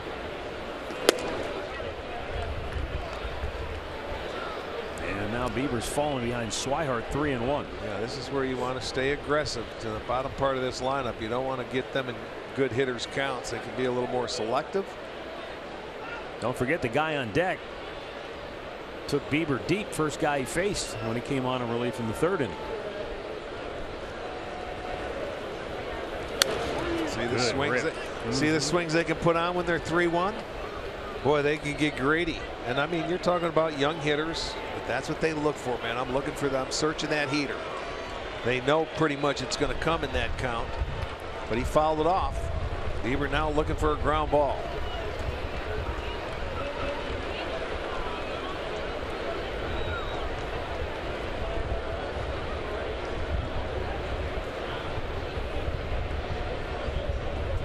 Runner goes, and it's slashed foul the other way. Yeah, I figured Alex would start his runner, thinking that he could put it in play here from the left side of the plate.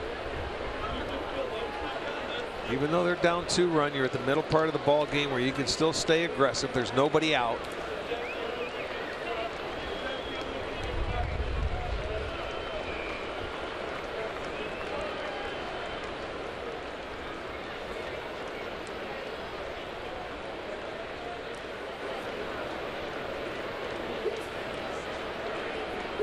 Runner goes. It's outside, ball 4. Now Bieber's got himself in trouble. 2 on, nobody out. And Sam Travis coming to the plate. Well, this series against the Red Sox will continue tomorrow night. Mike Clevenger, Rick Porcello, the matchup. Alan Jensen. Start our coverage at 6:30 with Indians Live. And then all the action at 7 right here on Sports Time Ohio or streaming live on Fox Sports Go.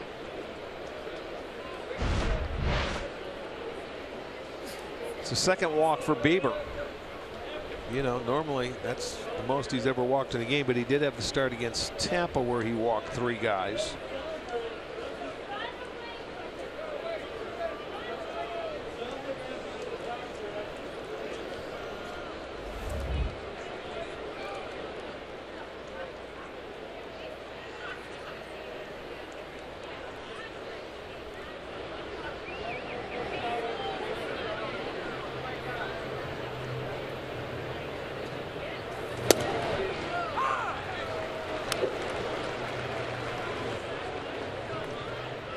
Yeah, Sam Travis hit the breaking ball out of the ballpark and it really had good carry to him. So Bieber comes back and throws that fastball. That was his first career home run.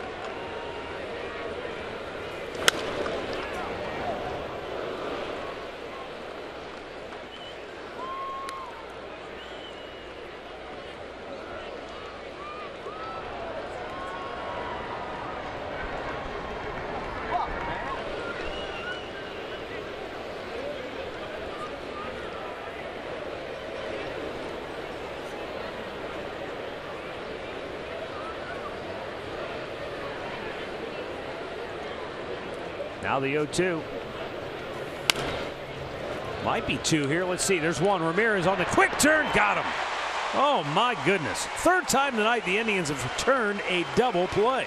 That was a great pitch by Bieber to tie him up inside. He was looking for something out over the plate. He gets in on him.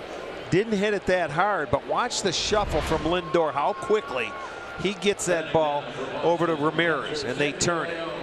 That's not hit hard, but look at that shuffle right there, huh? I mean, that wasn't even close. And he had plenty of time. Really well turned. So 2 down, a runner at 3rd, and Sandy Leon the batter. Boy, that's got to pick up the spirits of Bieber, who went from I'm in deep trouble to oh, now I can get out of this. Just make my pitch here. He certainly did. He made a great one. Blocked by Gomes.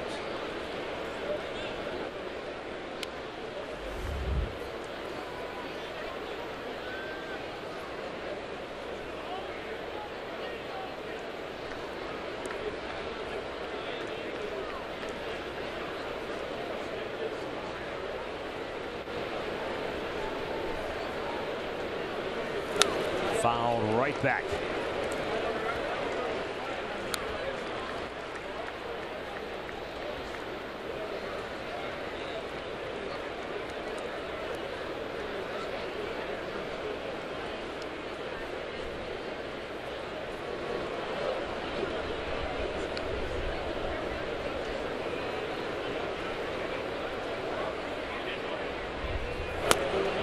Wow, that's a good pitch. Didn't get the call. And it's 2-1.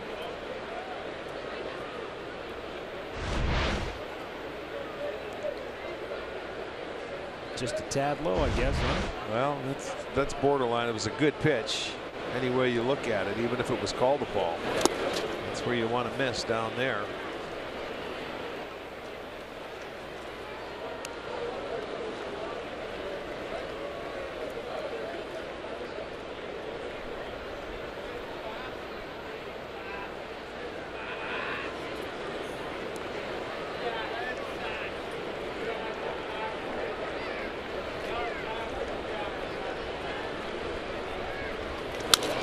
Chop towards second. Ramirez stays with the bounce, throws him out, inning over.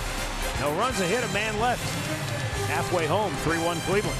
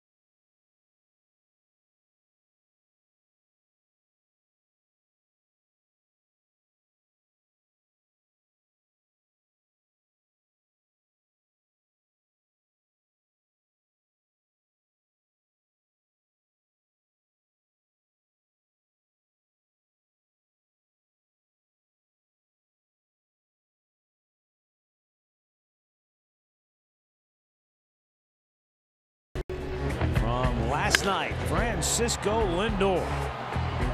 He and Michael Brantley going back-to-back. That's the second time those two have gone back-to-back, and 9 times on the year as a club.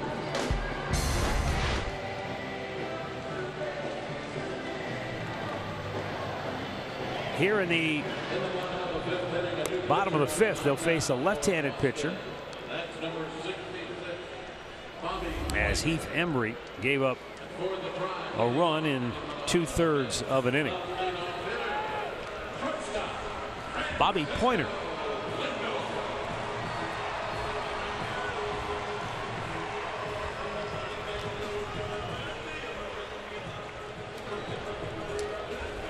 Left-hander coming on.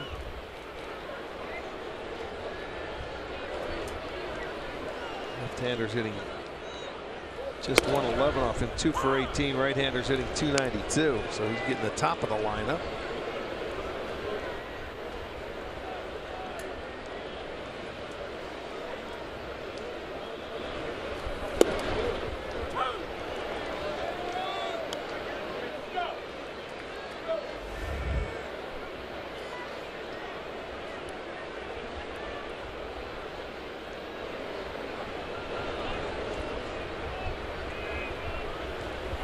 A little low.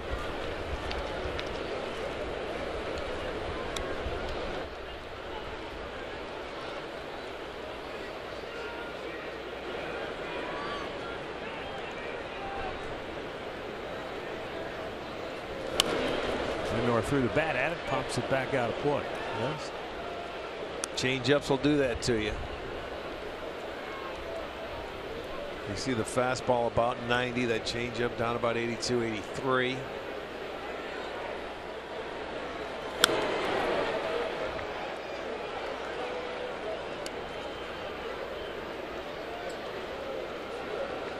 Yeah, the amazing thing, I mean, the Red Sox are one of the last teams we ever played this year. We went back to Boston for that 4-game series. The Indians were able to win the first 2 in that series. They lost the last 2. And that's when you were really looking forward to that matchup. I think Boston was looking forward to playing a really good team. The Indians were looking forward to it. And now at the end of the year, normally you're in your division, and here you go. You've got a team that just clinched last night. The 2, as you mentioned in the open, division winners are playing each other this late in the season. Well, Rick, Tito was asked about that earlier, about the matchup earlier, and comparing the enthusiasm of that series to this series. Right. He says, I'm just telling my players, go out and play the right way, no matter what time of year it is, no matter what park we're at. We'll deal with whatever comes with it. He liked how they played in Boston those first couple of games. Yes. But he says, no matter who we put in the lineup, we tell them, play the game the right way, and everything else will figure itself out.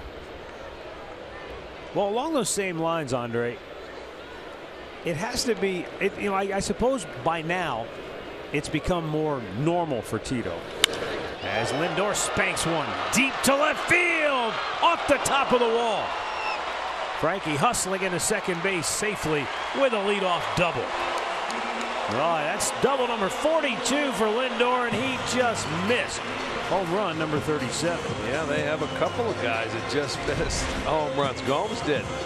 Well, here it comes with that changeup. He didn't miss this one. It was down.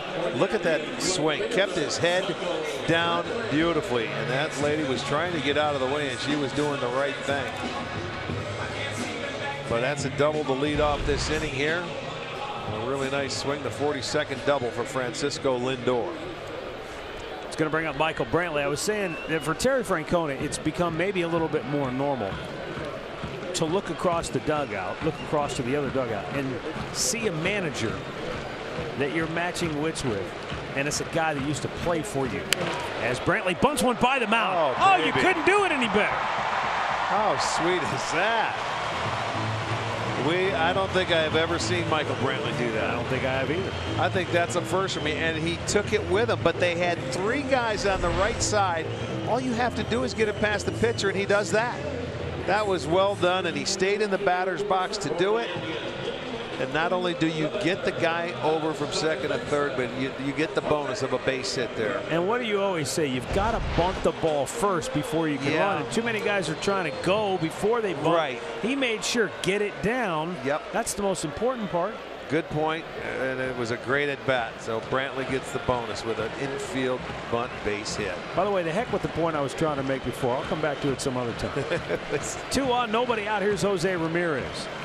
And Lindor was bolting down the line at third. Be nice to see this guy get a base hit and get rolling. The Indians now with 8 hits on the night. It was slow going at the outset. Chris Sale struck out 5 the first time through the order. He struck out 6 over the first 3 innings.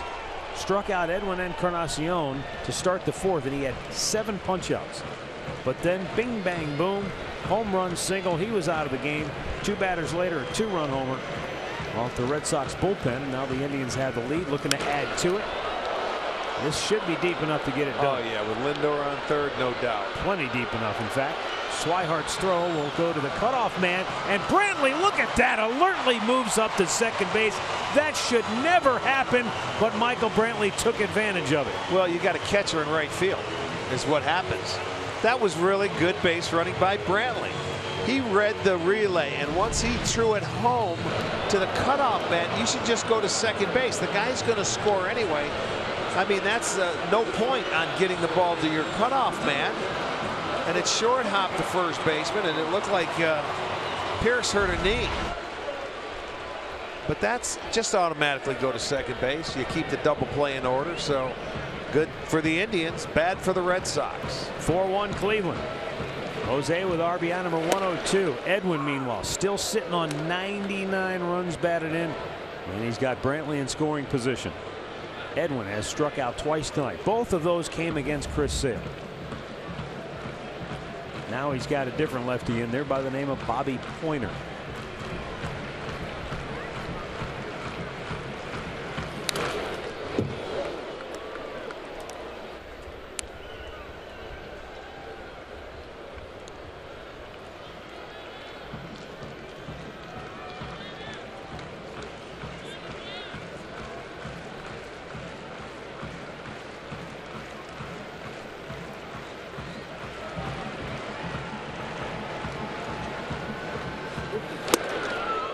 Little high. Bobby Pointer was a 14th round draft pick of the Red Sox 3 summers ago out of the University of Florida. He's a Gator.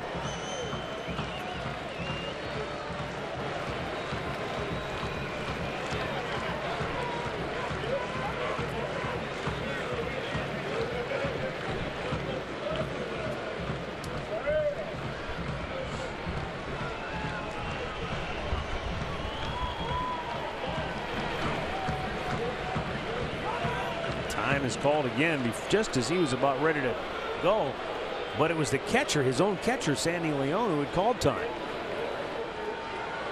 Yeah, he's saying he's slowing him down. That is what he's doing. He's saying just take your time.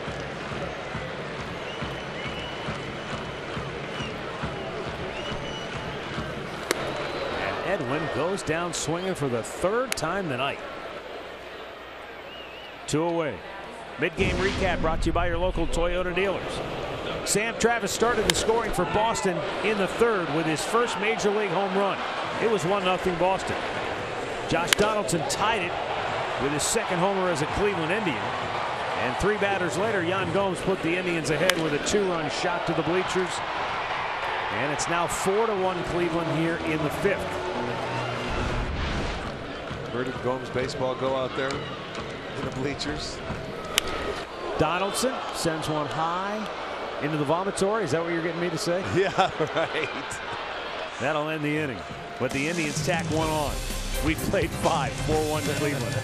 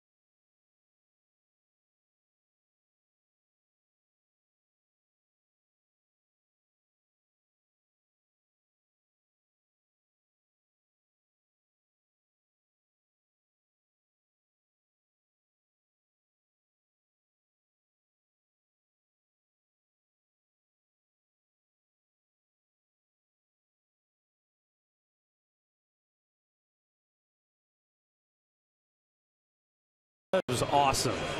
How about that? That was pretty cool. cool. Talk about timing. Yeah, hey, the Urban Meyer show is coming up here. Actually, it's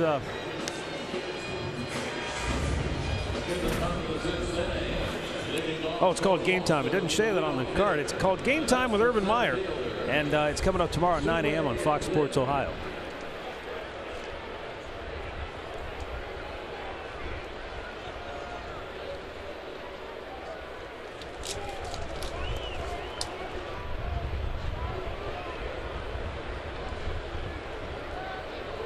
Zhu-Wei Lin 0 for 2 on the night will lead off for Boston.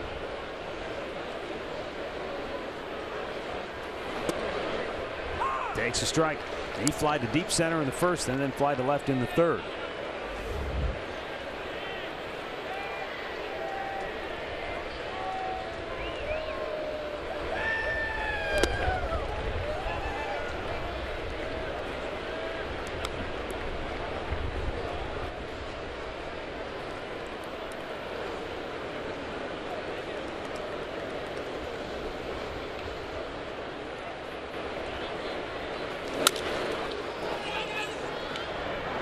Lindor throws him out, and Shane Bieber continues to roll right along here. I thought I could hear Frankie calling that ball, calling off Ramirez as he was coming forward. You have to with Ramirez or he'll run you over. I know it, but I thought I heard him yelling because he's coming first. Listen up. See that? I got it. It's almost like an outfielder calling a fly ball. There's the captain of the infield taking charge on a ground ball.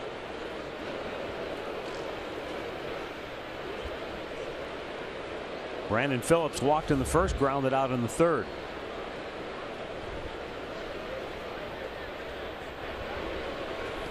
Fastball strike.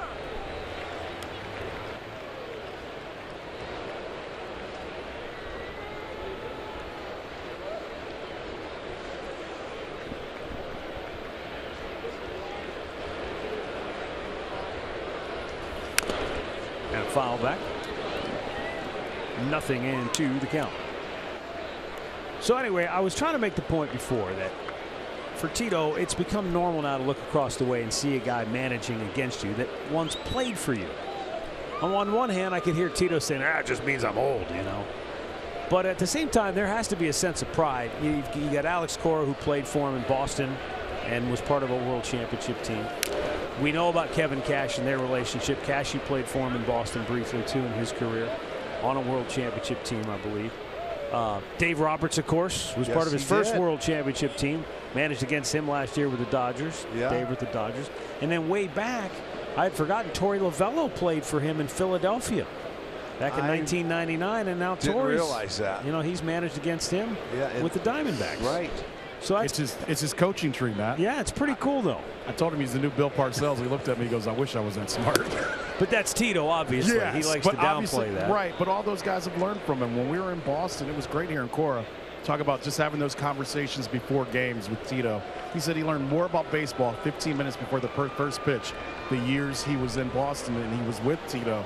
Cashy says the same thing, and Tito downplays it, but that is a big part of what he's been able to accomplish in his career as a manager. Well, Tito's out on the bench 45 minutes for every game, sitting there soaking in the atmosphere and just the situation of the game. And anybody that comes out early, you're gonna talk to Tito in the dugout. And Tito says that's his favorite part of game day, of being able to talk to all of his guys when they come out. But just it relaxes him because he knows he's ready to go and he wants his guys to be ready. You know, also, I just happened to think about this as you made that point, Andre. Hard ground ball cut off by Lindor. Long throw, and he got him on a one-hopper. Perfectly timed to Edwin.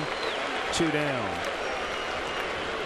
When people talk about Tito and his strength as a manager, as we watch Lindor make that look so effortless, what do you usually hear? Great communicator, right? Right. He's open. He's able to talk to his guys. When you think about Kevin Cash, Dave Roberts, Torey Lovello, and Alex Cora, what do we know about all four of those guys? They're great communicators. They were when they were players, and they are now as managers. And you have to be if you're going to be a manager nowadays. You got to be able to get along with everybody, communicate with everybody, and know what you're talking about. 2 down for Rafael Devers. Fly to left in the first, grounded out in the fourth. Yeah, what we forget too, Torey Lovullo, he took over when John Farrell had some issues when he was going through his cancer bout. He took over as manager, and he was John's bench coach over there. And Boston, you know, they signed him to a nice contract, but he had an out. Maybe they were upset they couldn't get him as a manager once he went over to the D-backs. Well, Torey was highly thought of when he was here. Yes, he was. He was here for quite a while. We've got another guy. I know when we went to Baltimore, we were talking to Buck Showalter. He says, you guys got a guy that coaches third base for you over there. Mike Sarbaugh, that's a very good baseball guy. Then he managed down in the minor leagues and paid his dues. The 1-2 to Devers, and it just missed inside, maybe a ball width or two. Yeah, that's a good pitch. Yeah, that could be called. That's the toughest pitch to get called for most umpires for strikes. But that's where you have to go. If you miss, you have to miss in a ball width off the plate. If you make mistakes and get it on the plate, a lot of times that could cause some damage. Bieber came on the third, gave up a leadoff homer, struck out the next batter. Third batter he faced flied to left. Since then, every out has been on the ground. Except that one. That's deep, back, and gone. And Rafael Devers with his 18th home run of the year cuts the Indians' lead in half. It's now 4-2.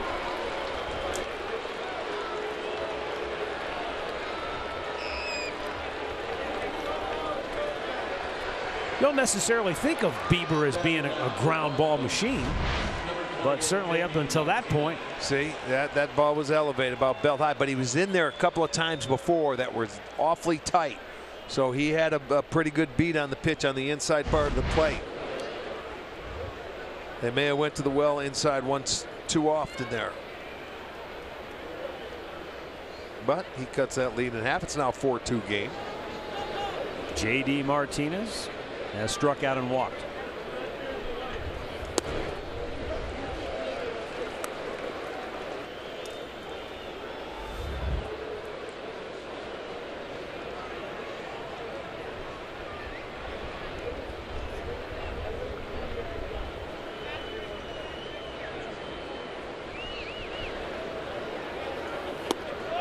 Stayed right with it. Same pitch, same result. That's how Bauer struck him out in the first inning. He chased all three of those breaking balls away. So if you're Yan Gomes, you saw it earlier, you stay with it, don't you? Well, Yan knows he wants something away. Give me that fastball. Maybe he can elevate it too above the strike zone. He tried to paint him away.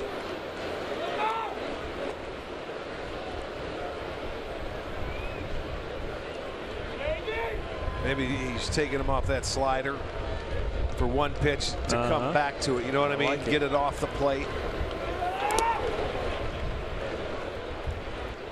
But you can't try and throw it any better than he did the first two, because he stayed back on those pitches. They were good sliders.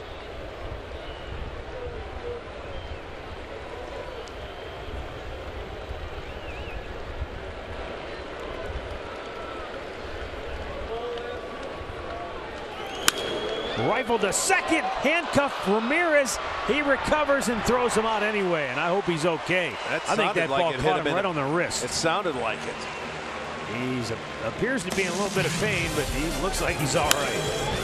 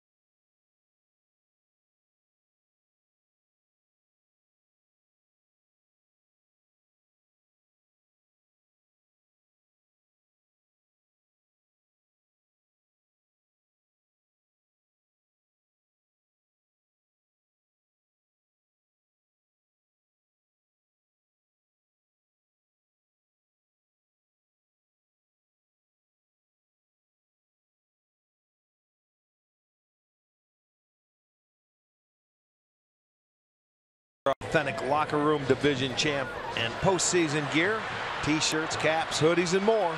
Dress like a champion. Stop by the team shops and pick up what you're going to need. Seems like it's going to be a little cooler tomorrow, so you may need a little hoodie. Yeah, the high tomorrow, the high is 62 degrees. And by game time, it might be down into the 50s. Yes, indeed. Well, Matt Barnes. Sleeves. Matt Barnes, who's back, and that's big for them. He hasn't pitched since September 4th. And I think they're hoping that he can be a key guy for them come October.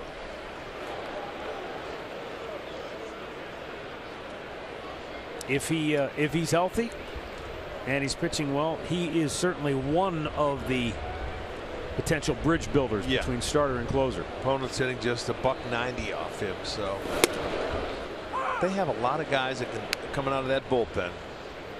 At least the 4-game series we went to Boston, they're right-handers, not big left-handers, but right-handers that have a good fastball in the mid-90s and curveballs. But they can get left-handed hitters out if they're on their game, just like this: fastball, curveball. We always hear managers, pitching coaches say, "Boy, I like to have guys that have different look, right? So that the hitters don't get used to seeing the same." Does that play, Arch, as a hitter? Yeah, I mean, if you see somebody else, different, and you're playing in a series where you're going to see guys, because one pitcher could be designated just for you to get you out that whole series. But if you can see different arm angles or different things, I'm sure it's going to make it a little bit tougher for you as a hitter, instead of seeing everything pretty much coming out of the same slot with the same stuff. But look, it's not a perfect world. If these guys make their pitches, they're going to get outs. You know what I mean? Good stuff, and the pitchers, the pitches that these pitchers have, if they execute, they're going to get outs. Again, I think it's kind of like the Indians versus Chris Sale theory. You hear a lot of that talk about Boston's bullpen from people who watch the Red Sox a lot. Well, where are most of their games played? In the Eastern Division. And as you see those bullpen guys more and more, maybe the hitters do have a bit of an advantage, because we've seen them, we know what their stuff. Whereas you play a team like Cleveland or Houston in the postseason where they don't know you, haven't seen you a lot, maybe you can be a little more effective. I don't know. I would agree with that. I certainly would agree with that. As you said, the key is, no matter who you are, you have to be able to execute your pitches. If you can't, you're not going to get anybody out. Right.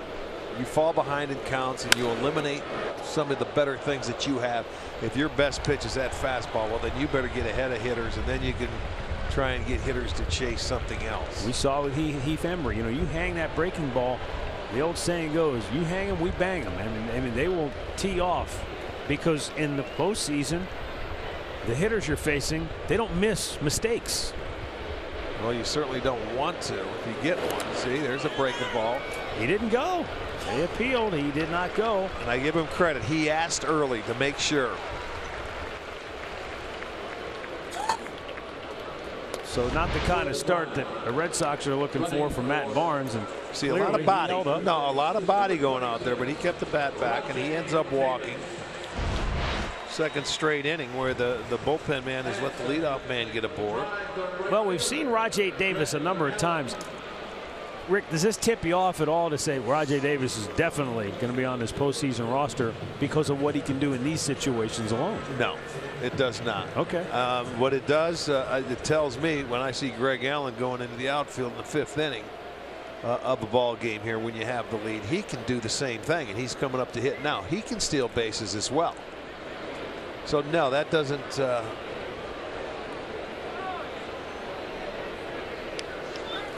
all comes down to how many pitchers you're going to keep, and how many guys do you want coming off the bench. You have to, with Kipnis in center field, you have to have Allen on the team. So if you have Allen, to me, Allen and Davis are the same guy, but Davis isn't going to be out there playing the defense. He'd just be in for pinch running. But that's just thinking at it right now. There's 2 weeks. You know what I mean? And the roster isn't made up by one person. Tito doesn't get to just say, here's who the roster is. It's And I'm thinking, like in late collective in the game, effort. if you're going to pinch run for Josh Donaldson or something, then you're going to keep Diaz around for third base. That's why he's playing some third base too. You know, so I don't know. I think in this last week, obviously, we'll have a much better chance when we watch it go on. Or a better idea. Us, I'm sure they're meeting and they have a pretty good idea what's going on too, as far as the brass and Tito, and that's their gig. They have to do that. Up and away to Greg Allen.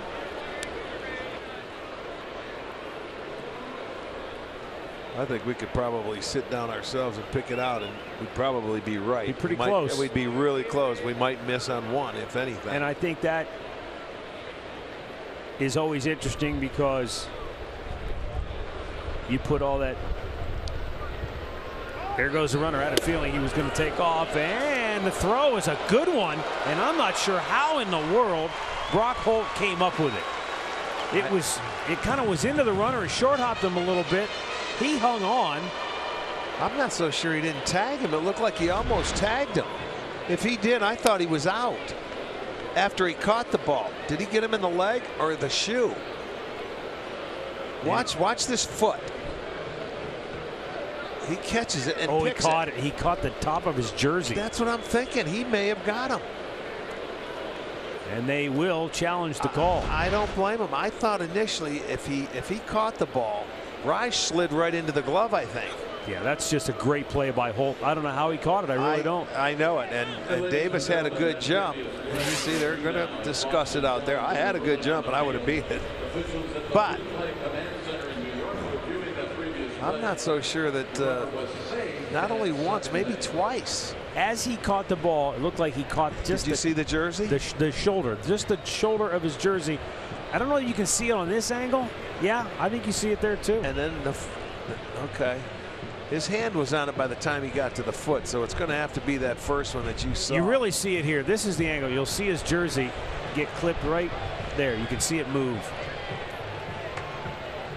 That's just a heck of a job by Holt somehow to grab the short hop and get the tag on it. Maybe it's more luck than anything, but it was luck because it was, you know, just trying to get to that ball and not let it go into center field. So if he gets that left shoulder, he's out, and it's pretty quick decision. He was called safe. He is out. So he did touch the shoulder. That was a good call. And a good play by Brock Holt. He saved the catcher right there, and he got himself an out.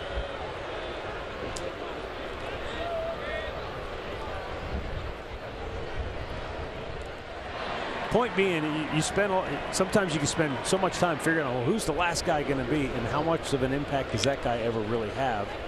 Yeah, in a postseason situation. You never know. I mean, it could happen, I guess.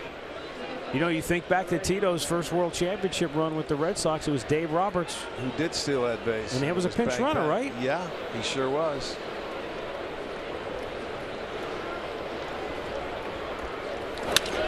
Right at the third baseman, Devers. 2 down. Yan Gomes has had 2 really good at bats tonight. He could have 2 home runs. Sure could. That one, he just rocketed high off the wall in left field, and it just missed going out, and it could only get a single out of it. But this is a breaking ball hit much higher, much farther with the hang time, and that gave the Indians a lead, made it a 3-1 ball game. Gomes now with 15 homers and 46 RBI. And it's 4-2 here in the 6th.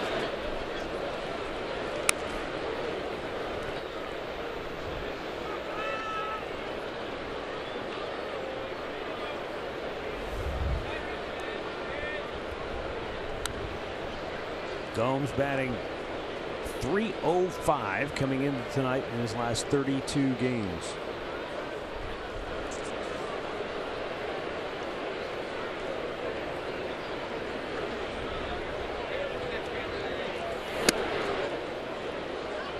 Just his approach in the batter's box has been just very smooth. He's quieted down, been much more patient, and He's been able to hit his pitches and hit them well.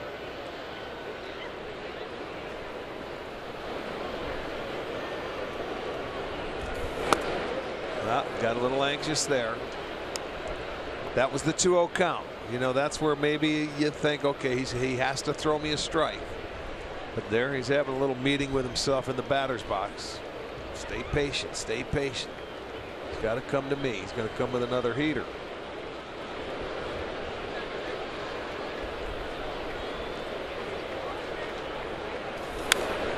There's a much better swing.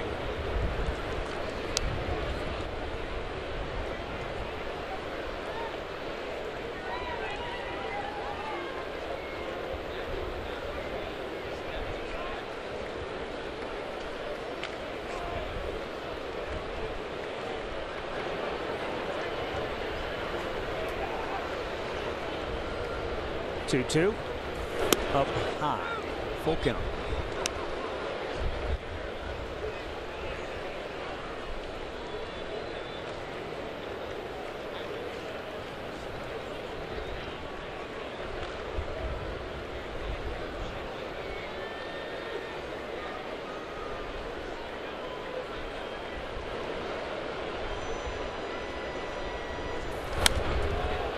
Back our way and to the upper deck.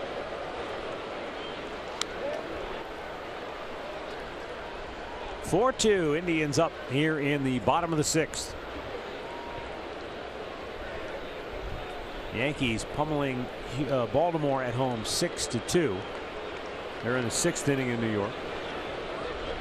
Yankees trying to stay ahead of Oakland in the wild card race.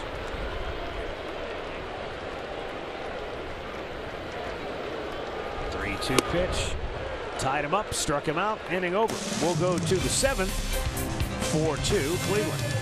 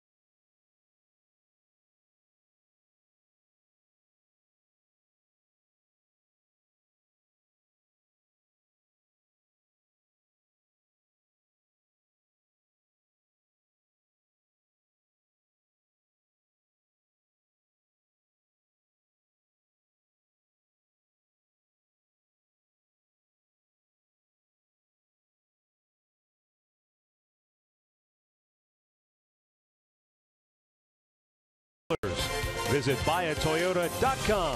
Toyota, let's go places. And by the injury lawyers at Elk & Elk. Proud partners of the Cleveland Indians. Call 1-800-ELK, Ohio.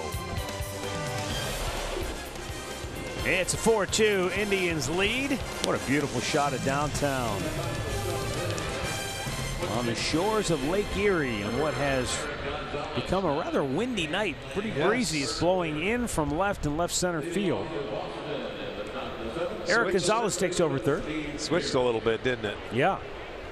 It was blowing pretty much straight out to right and right center, and now it's kind of cutting in a little bit more from that left field corner. Maybe that's that cool wind coming in now. Could be, yeah, right. That was the forecast, and the temperature is going to start taking a nosedive. It was 78 at game time.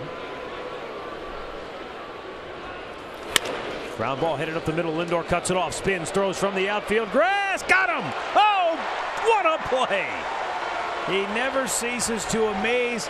And Arch, he never gets in a hurry. Yeah, he never panicked, and he knew he was going to one-hop that ball, and he just spins. And I mean, he got him by about a half a step or 6 inches. But he was stretched out, turns, gathers himself, and what a beautiful play. And the key is never panicking, and just in the nick of time.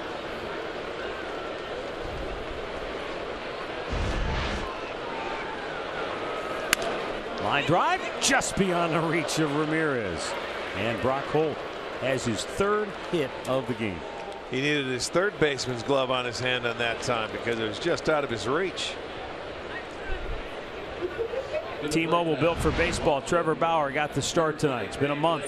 He's been out with that fractured ankle, but he's back. And he had a strikeout at J.D. Martinez that was a thing of beauty in the 2nd. Did give up a couple of hits. He had a walk and then finished up in the bullpen. He made 34 pitches in the game. I think he was scheduled to throw another 30 or so in the bullpen. And he will start again on Tuesday night in Chicago against the White Sox. And he won't be under the same kind of restriction that he was here tonight. And the really good news is if getting Bauer back on the hill wasn't good news enough. Shane Bieber's come out of the bullpen and he's done a terrific job. He's given up just 2 solo home runs. And I think he has shown that he can come out of the bullpen if needed this year. Yeah, it didn't look like it bothered him one bit. As you said, he's a strike thrower. Yeah. And that's the most important thing. You know, a lot of times when starters are having tough times and they put them in the bullpen like Carrasco did back in the day, that teaches them to be a little more aggressive and pitch from in front. You know, go ahead and throw strikes out of the bullpen because you don't have time to walk anybody. Be a little more aggressive. Well, Bieber's aggressive enough. But this is only the first time he's been able to come out, so I'm sure that mentality is still the same. Fresh in his mind, no doubt. Sure. And he has been the beneficiary of the ground balls tonight. Well, the double play ball has really helped the Indians. That one shot right back up the middle. And so back come the Red Sox. 2 hits here in the 7th. And we'll go down to Andre Knott. As you guys talk about Bieber coming out of the pen tonight, the interesting thing to me, and I'm curious to see how you guys think of this, Mike Clevenger was asked before they decided to bring Shane Bieber out of the pen, would he want to come in after or would he want to have an extra day and start tomorrow? Clev, who's come out of the bullpen in the past, said if he can start, he'd rather start. So who was the first person Bieber went to when he was asked about coming to the bullpen? He went to Clev and said, what do I have to do different to prepare to come out of the pen?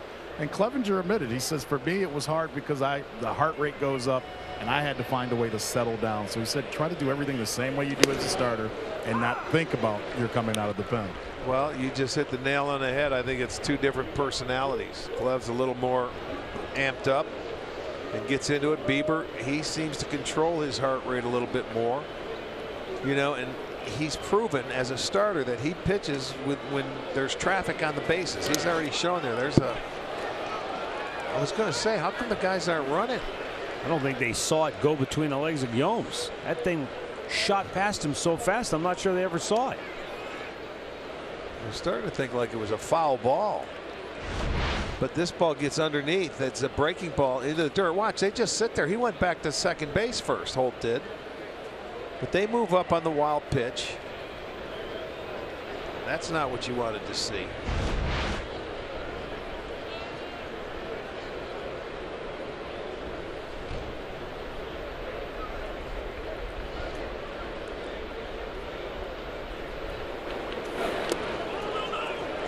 Another ball in the dirt.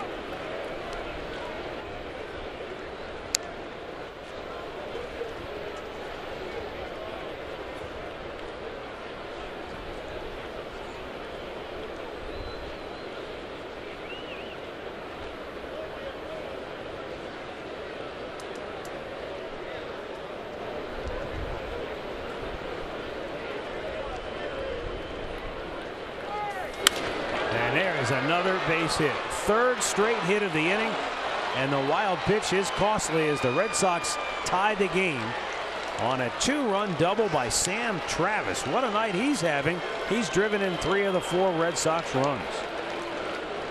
Well, Bieber, after he threw that pitch, he just put his face into his glove. He made a mistake with a fastball right there. And he's yelling at himself as that ball plugs the gap. Carl Willis now is going to come out, but they tie the ball game up with 3 consecutive hits. This one being a double.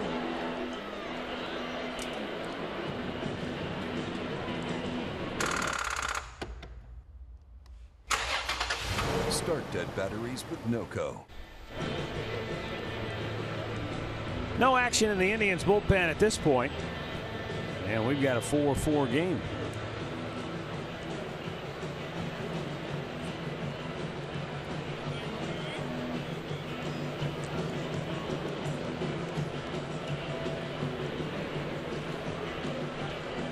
Sandy Leon coming to bat for Boston is 0 for 2.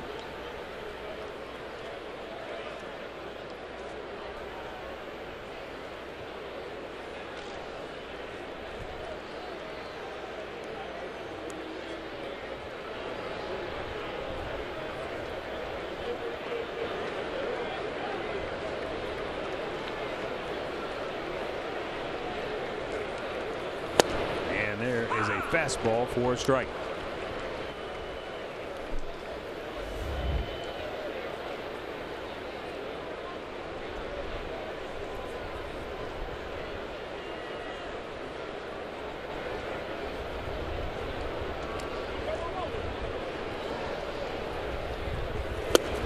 And Bieber throws another fastball, this one by him. It's 0-2.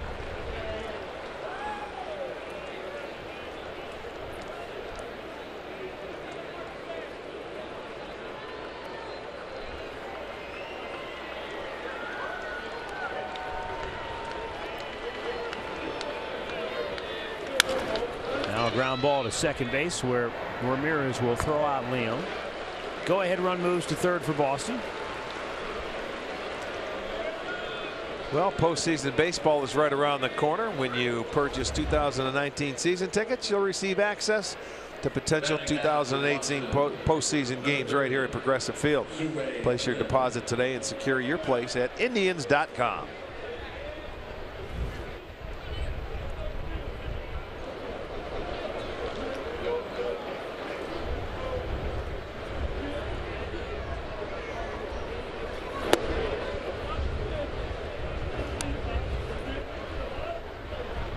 Zhu Lin.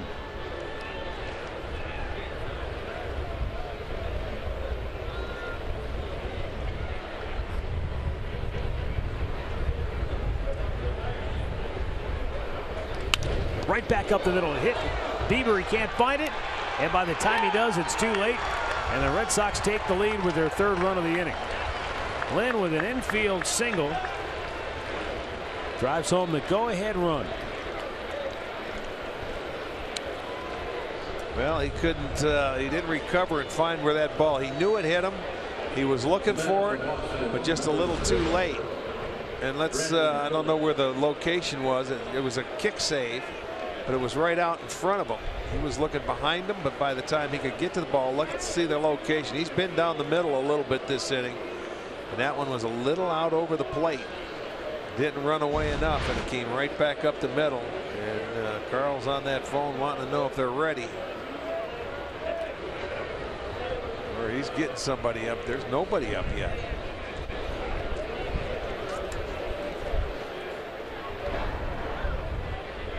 I wonder if the phone's working. I don't see anybody up at all out there. I think they're just now getting to the top of the steps.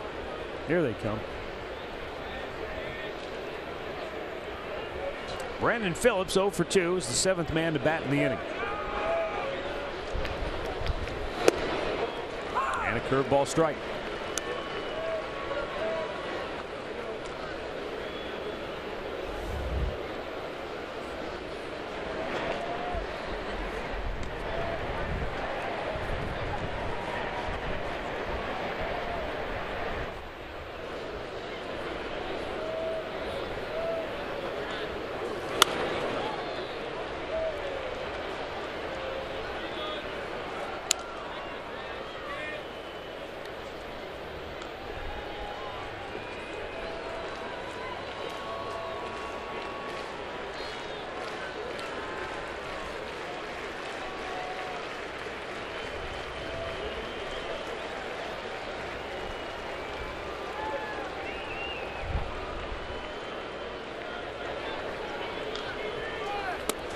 Little low. 1 ball, 2 strikes.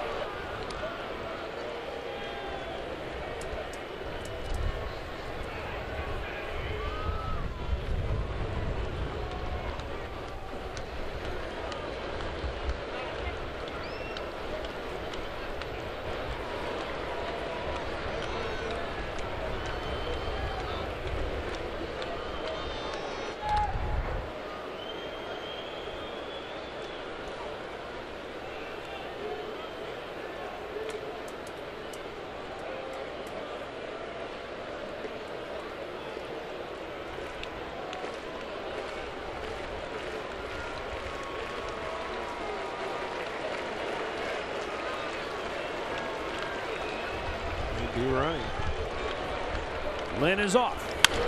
And Phillips hits the hole. Lynn goes all the way to third. 5th hit of the inning for the Red Sox. Yeah, no reason why you shouldn't start your runner there at 1-2 count. And then when he did, Phillips just finds that hole and plugs it. And Bieber's really struggled this inning with command. Too many pitches in the middle of the plate. And Phillips on another pitch upstairs. They go to first and third, so Bieber going to be out of this ball game and really having a rough 7th inning here. So the next pitcher is going to be Neil Ramirez as he makes his way in from the bullpen. 2 on, 2 out in the 7th. Red Sox now up 5-4.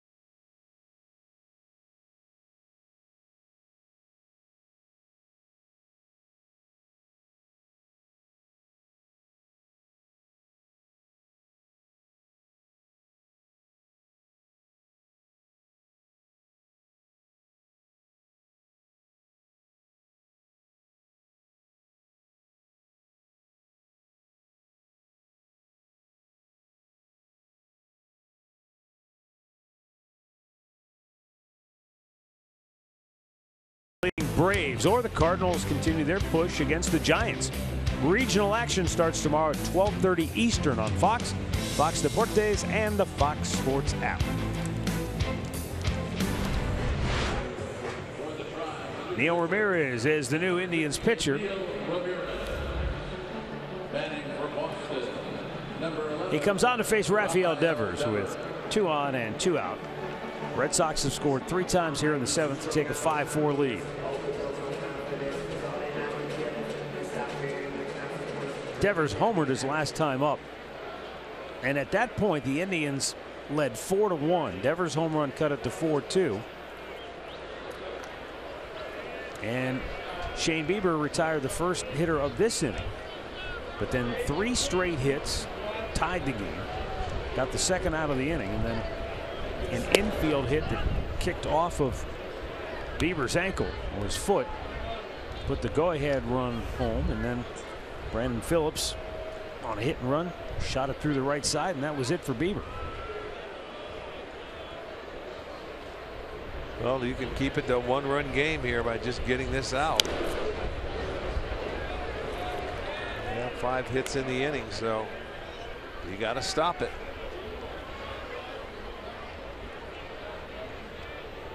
I don't know how much the Indians learned about Bieber tonight that they didn't already know. I mean, I think they more than anything just wanted to see if could he come in and pitch out of the bullpen and beat. I think we saw essentially the same guy. Yeah, this inning went bad against him. Well, but I mean, if you're just sitting there saying we're going to evaluate how he does tonight, this isn't even the same Boston lineup that you're going to see come October. No kidding.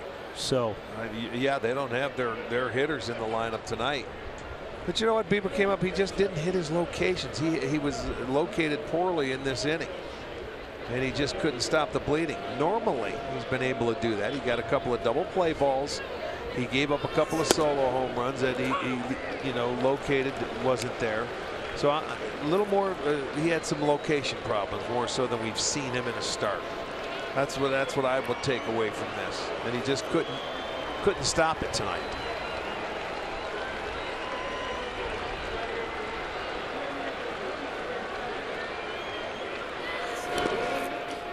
Gomes with a nice block, 2-2. And when we were in Boston in that 4-game series, this is a guy that was not in the lineup in that whole series was Devers. He was hurt, if you remember.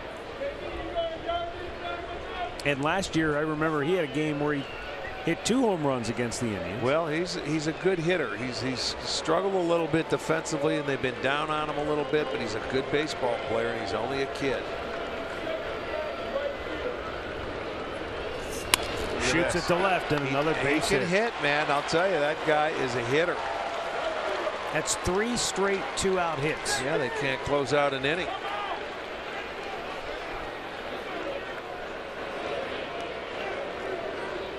And Devers, you know, he will. I mean, he can hit the home run, but there's a good breaking ball. But you can tell by the approach, he's staying on it. He's not trying to pull the ball. He's using the field. He just slaps it the other way. So it's a 4-run 7th inning for this Red Sox team. And now you're dealing with trouble. One of the best hitters in the game. Yeah, the 9th man to bat in the inning.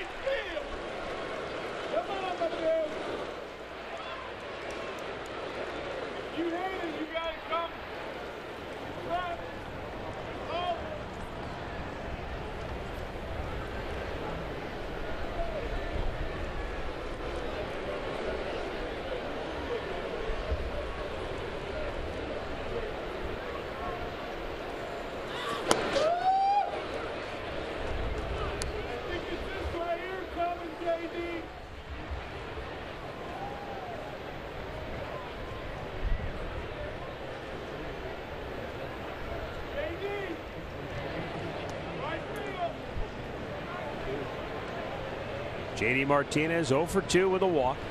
1-1 pitch. Just a bit outside. He lays off the fastball. And now it's 2-1.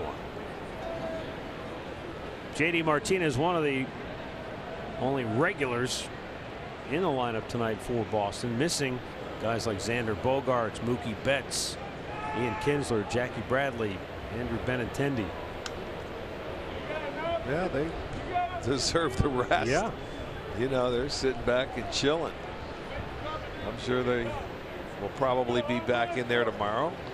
And this looked like a game the Indians had in hand until this 7th inning unraveled on them. Just missed inside. 3-1.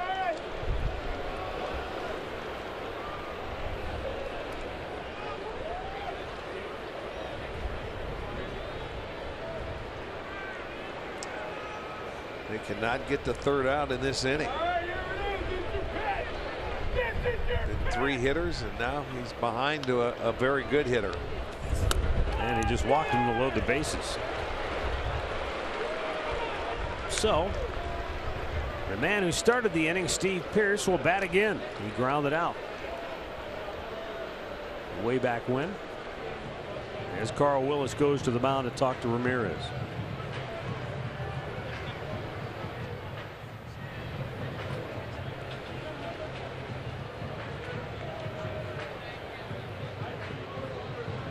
Well, let's take a look at how things stand currently in the American League. Red Sox have clinched the East. Indians have clinched the Central. The West, still up in the air, though Houston has the upper hand, and really it's a daunting task for Oakland. But Oakland has pretty much a wild card berth in hand. The key is who's going to host that game. Will it be New York, who currently leads the A's by a game and a half, or will the A's be able to overtake New York and host that game out west? It's going to be tough. I mean, right now New York has Baltimore for the weekend. But Oakland is hosting Minnesota. Yes, that's true. I'm trying to think of the season series. Who has the best record between Oakland and New York? Well, Oakland went out to New York. I'm sorry. New York went out to Oakland and didn't play well. Then I think it goes to the best divisional record or whatever the tiebreaker is there to see. So they would have to win outright then if it was Oakland. That's still too far away to figure it out.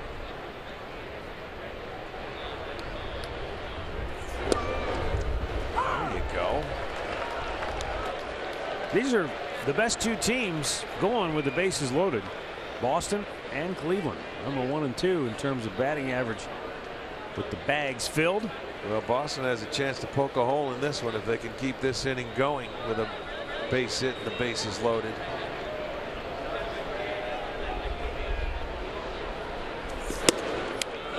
Missed up high, 2-1. He doesn't want to throw strikes. 8 out of 13 have been out of the zone.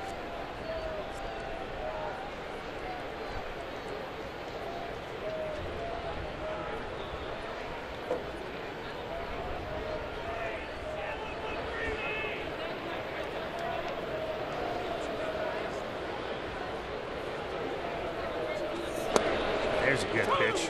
That'll even the count at 2-2. And now Ramirez 1 pitch away from ending this inning.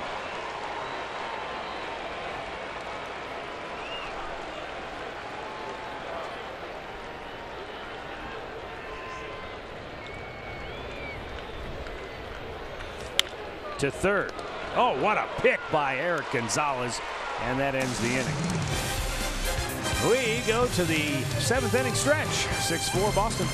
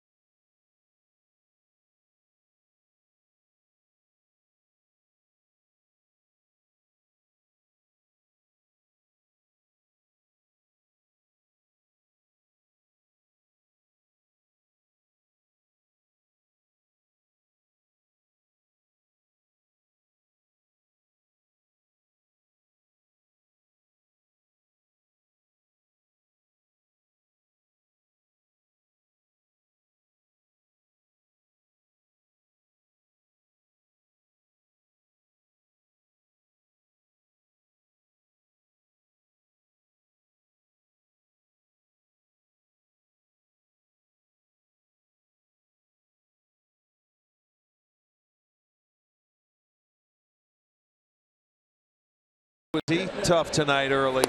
Had 5 strikeouts going through the lineup through the first time, 7 total on the night, and he was in command. He had the good slider. He had a very nice changeup. He was moving his fastball around early. That first time he didn't throw many, and then they finally hit him for a home run and got him out of the ball game. And he ended up giving up a couple of runs, but you know, when he's on his game, he's going to get a ton of strikeouts, and he had 7 tonight. Now Drew Pomeranz coming on out of the bullpen. He was the only left-hander the last time we saw him, and I'm sure now in September they have many more. Former Indian.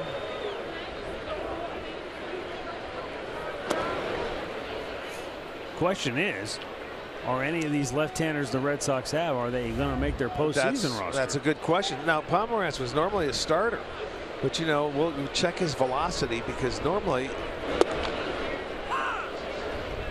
it's about 90, 91. He was throwing harder than that before, so.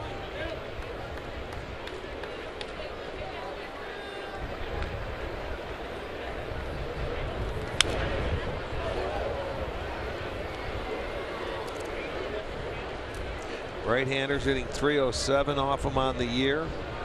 Left-handers 267. Well, he's coming in with a 6.17 ERA. There's a good breaking ball. One down here in the bottom of the 7th. Starts it behind Kip, and it just locked him up. That's a good curveball right there. It dropped right in. It's like a Mark Mulder curveball there. Wow. Zito. Huh? Going back in the day. Yeah, well, good curveball like that. Starts behind you, and the next thing you know, it drops right into the strike zone.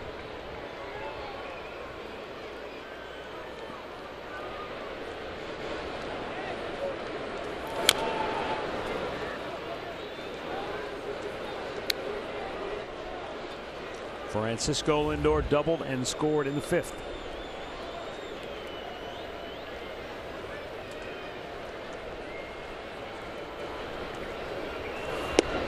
In tight, 1-1.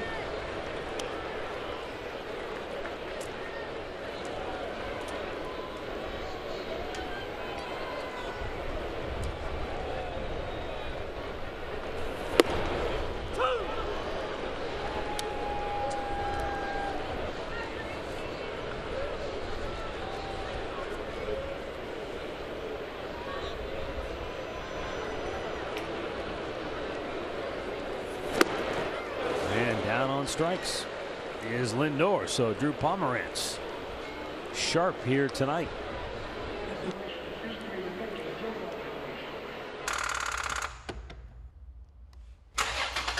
Start dead batteries with NOCO. Matt Underwood, Rick Manning, Andre Knott with you here at Progressive Field. 27,892 on a Friday night. They watch the Indians take a 4-1 lead into the 6th. But Boston turning the table. Got him. 4 in the 7th to take a 6-4 advantage. Brantley is aboard with 2 down. And it just nicked him. Almost like it got his sleeve, but now that'll bring the tying run to the plate. Goes up and in with a fastball. Watch Michael spin away from it. Where's it get him? Just off the sleeve. Do you see it move? Well, he had to turn out of the way. He will get on first base. Michael's been on 3 out of the 4 times tonight.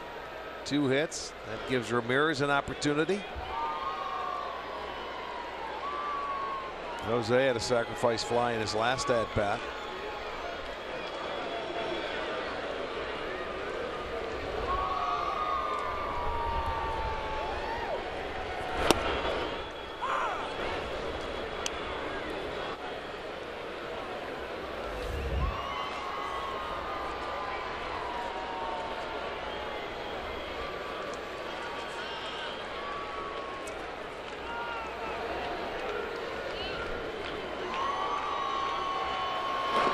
In there. Ooh, nice pick by Leone behind the plate to keep Brantley at first.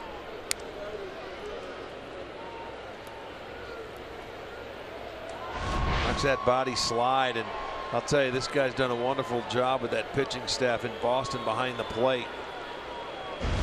Calls a great game. The pitchers love to pitch to him. He's an excellent defensive catcher.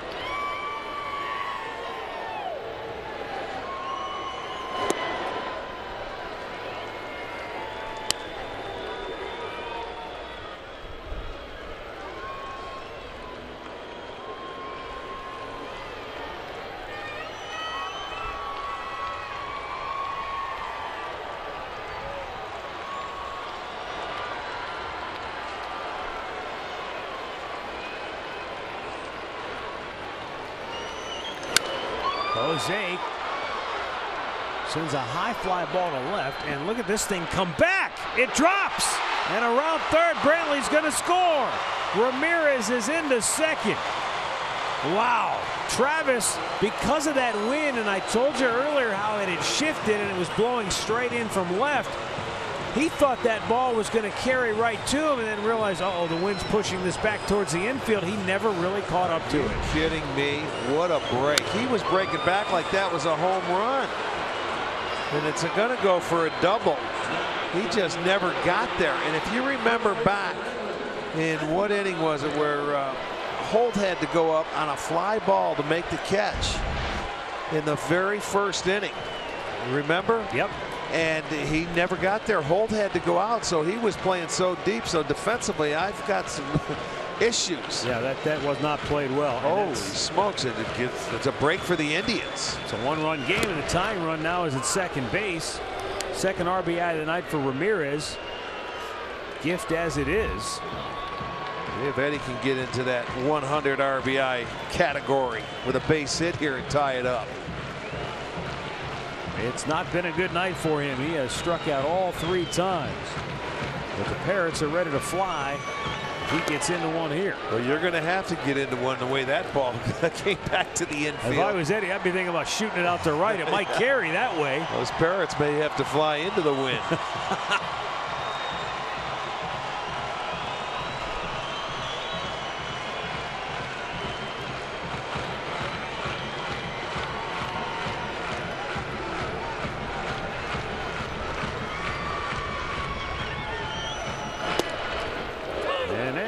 A breaking ball strike. 1-2 the count. The clock has struck 10 here in Cleveland. The Indians are down a run in the 7th.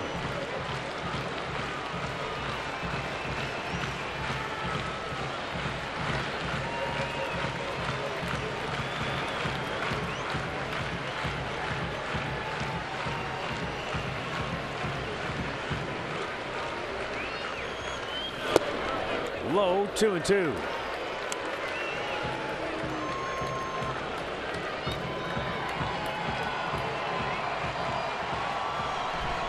Encarnacion, 31 homers, 99 runs batted in.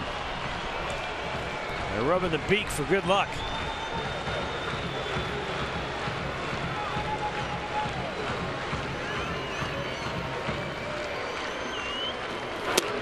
Just missed outside, full count. Look at he's laughing, thinking, that ball's outside. That pitch went around the plate, he was thinking. And it did. He was right.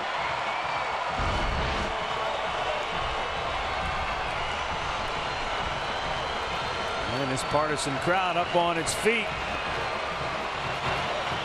With 2 down in the bottom of the 7th. And the 3-2.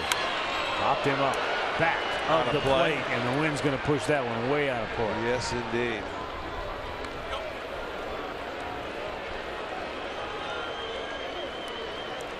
Well, they weren't paying attention, and rightfully so, because they're concerned about the out at home plate. That's why Ramirez took off, and now Leon's going to go out there and have a talk with Pomeranz. Just make sure you look him back. He had a running start out there, and that's Workman in the bullpen.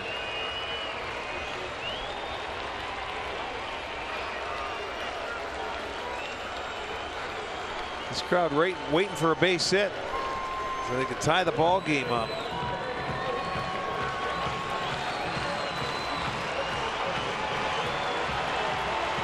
Here's the set. And the payoff pitch. Ball 4. The inning continues. Josh Donaldson's coming up. We're going to get a new pitcher. So Drew Pomeranz, who started out a house of fire, striking out the first 2 batters, fizzled in a hurry. Hit a batter, gave up an RBI double, though that wasn't really his fault. And then he walks Edwin Encarnacion, and he's headed for the showers. Timeout. 6-5 Boston.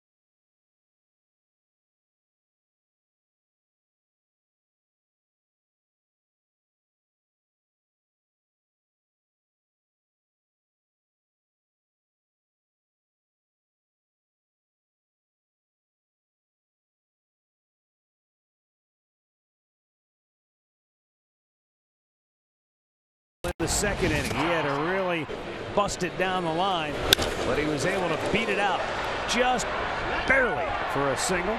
Then in the fourth inning, he hit it high, he hit it deep, and he got the jog around the bases. And now he's up with a chance to do some damage. There are 2 down in the inning, but there are 2 men aboard. The Indians are down a run, and he'll be facing Brandon Workman. He is the 6th pitcher of the night for the Red Sox, 41st appearance of the year. Pretty good numbers out there for Workman. He walked 2 out of the 3 batters he faced his last time out in New York. He made 16 pitches, walked 2, got 1 out, and was ultimately charged with 2 earned runs. Well, and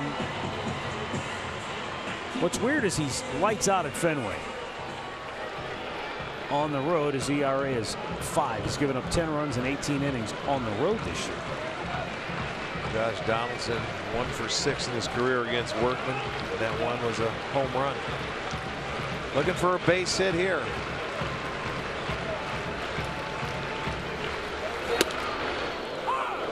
That's a perfect pitch. Outside corner.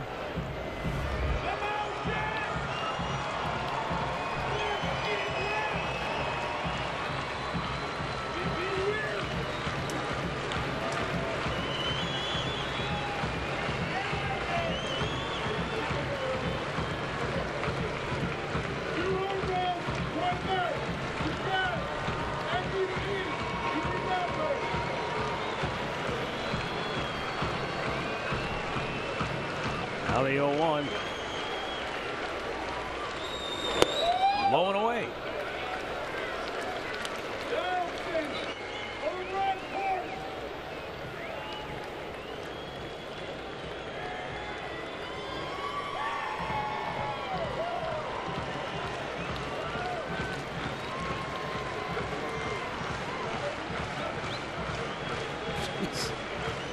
I have no idea what he just flashed out. It doesn't matter. It's going to be simple. Here's the 1-1. Slowed it down nicely. Boy, that was a good pitch. That was really off speed. That had to be the curveball because he did slow it down a lot.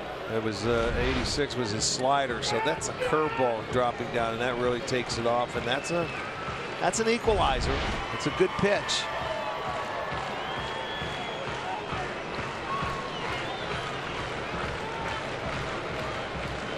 So Donaldson now in the hole, 1-2. The tying run at second, go ahead run at first.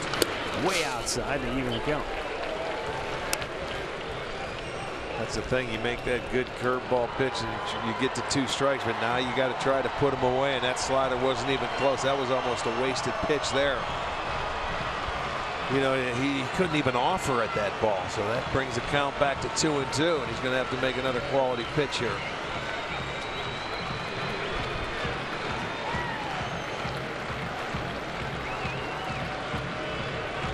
Two on, 2 out, 2-2 pitch. And Donaldson right on that fastball, fouls it back, and look at him hopping around. Yeah, just a little bit up, though. That was above the belt and a tough one to get on top of it. When you look at it from the side, he's got to try and tomahawk that ball out of there. That was up there. Tough pitch to really square up.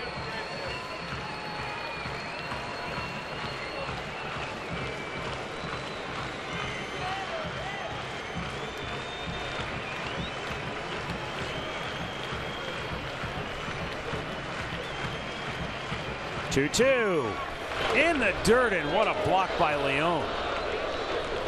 That had no business staying in front of the catcher. He just threw his body on top of it. Yeah, no, that was a nice block, but no big deal because it's full count. They're going to get a head start now. He coming back with the curveball and couldn't make that good pitch again. He bounced that one. So now what we'll see, he made that one good curveball to get to 2 strikes, and he hasn't been able to throw his off-speed pitches for strikes. What do you do here? Now in the fastball, right? Pitch, you got to throw a strike, you would think. You don't want to walk him. If he locks you up, he locks you up. But I think you got to sit for the fastball, and we'll see. Well, we'll see if he comes back, if he has the confidence to throw a slider.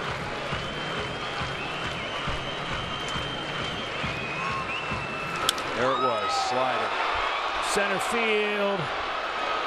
On to the warning track. Lynn runs it down. The Indians strand 2. So we head to the 8th. 6-5 Boston.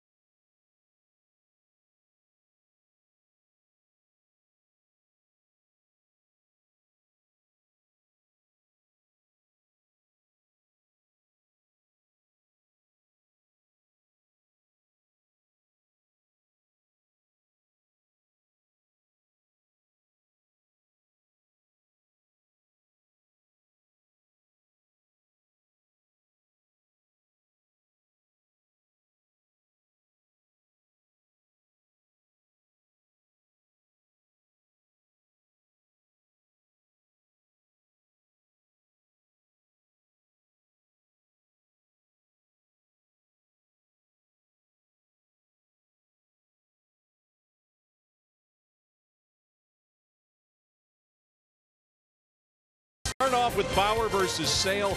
Good news was, of course, Trevor Bauer came through and it appeared okay. He's Jensen Lewis. I'm Al Pulowski. But some pretty good offense tonight. Josh Donaldson looking good, too. Yeah, it really has. But I think the biggest thing we take out tonight, a healthy Trevor Bauer. Stuff was there. Velocity was there. We'll break more of that down in Indians Live postgame. That is all coming up right after the game. Indians Live brought to you by Conrad's Tire Express and Total Car Care. Make sure you join us for that for the 8th inning. Let's go upstairs. Matt and Rick, take it away. Al, Boston fan behind you, it was wearing a hoodie. Is it that cold out there?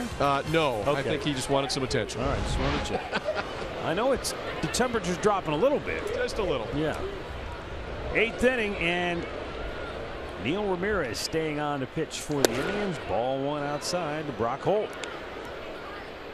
He's had a nice evening. Yeah, he has. Both defensively and offensively.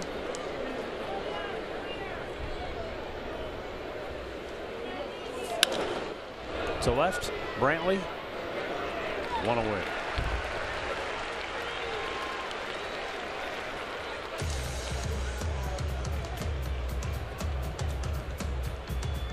Stepping in now for the Red Sox, right fielder Blake Swihart. Like the drum beats there, do you? Yeah. That's pretty cool. Had your phone, you were playing some music. I was going to say, you better turn it down. Where's that coming from?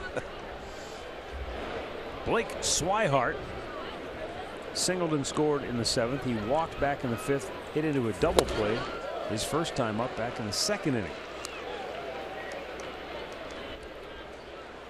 As Al alluded to, it's been a different game, and then it's had a little bit of everything. And part of the reason for that is because of the way both teams went about this game. First of all, the Red Sox are coming off the clinch, so most of their regulars not in the lineup.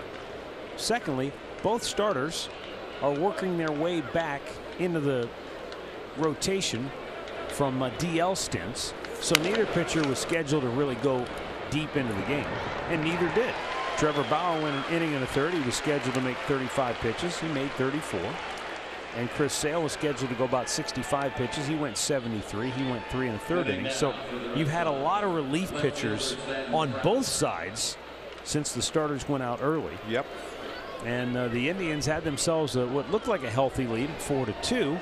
And then Boston broke out with a 4-run 7th. The Indians got a gift run on the bottom of the 7th. And here we are, 1-run game in the 8th. Yeah, and I always say, anytime you play the Red Sox, you're going to have to score at least 5 if you expect to win a game. And I don't care what lineup they put out there. They can hit no matter who it is. So we're looking at a 6-5 game.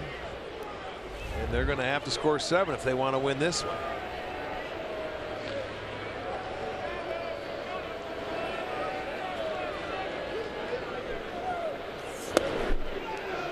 Ramirez straightened him up with a 96-mile-an-hour fastball. And Travis is the guy that he did a lot of damage to Shane Bieber tonight. His first inning, his first hitter, he came out and hit a home run, a solo home run, to give him the lead, and then hit a big 2-run double in that 7th inning. Tell you what, Sam Travis, when he gets up there, he swings it like he means it. He lets it go, doesn't he? He hit a breaking ball out with a home run, and then caught a fastball down the middle that he shot into right center field.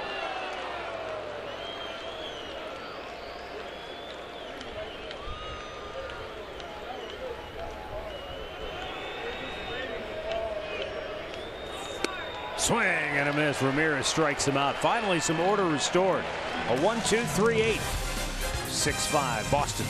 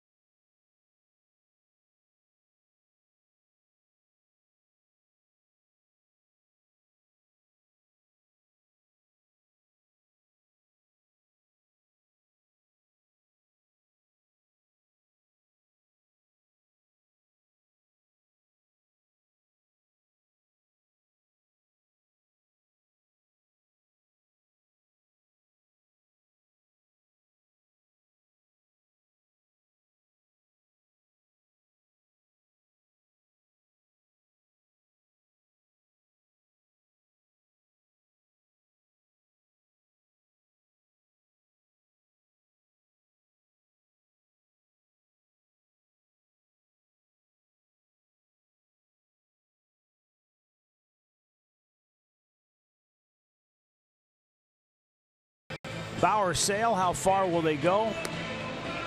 Not very deep. Neither were scheduled to. There was some good and some not so good for both. Sox bullpen struggles. They're still looking, still searching. And right now, Hector Velasquez will come on to pitch in the 8th inning.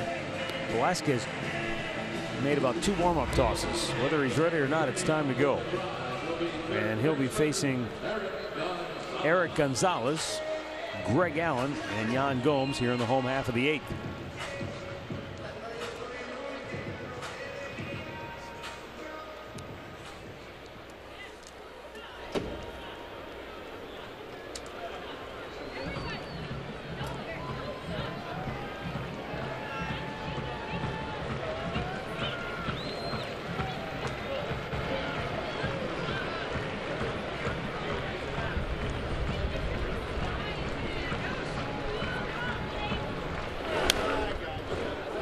Hector Velasquez, born in Mexico.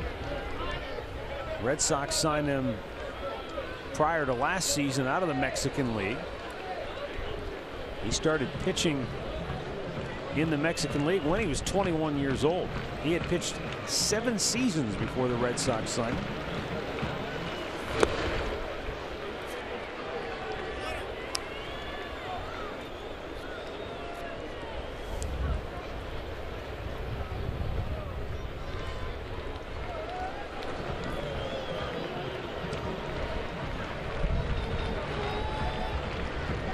Not a hard thrower, but it has a pretty good feel to pitch, as they say. Like a lot of the Mexican pitchers do. You know, that played with some of the screwballs and the change-ups and the, you know, various different off-speed pitches. Fernando Valenzuela, Teddy Higuera. Yeah.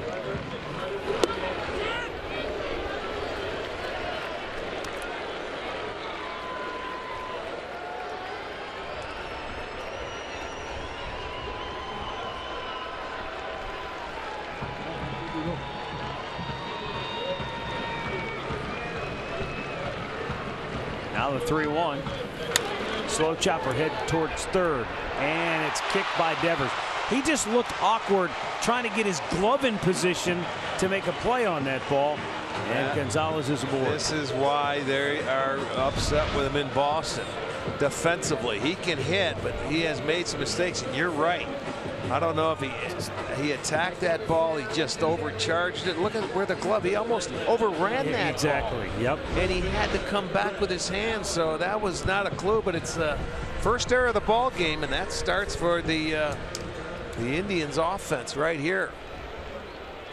And you had Travis out in left field give him a run, not catching a fly ball. So they're giving him opportunities here late in the ball game. Greg Allen showing bunt. That's called a strike, but it looks outside. Watch, overrun, and then he has to come reach back across his legs to try and make the catch. Well, Indians take it. Leadoff man aboard. Let's see what happens.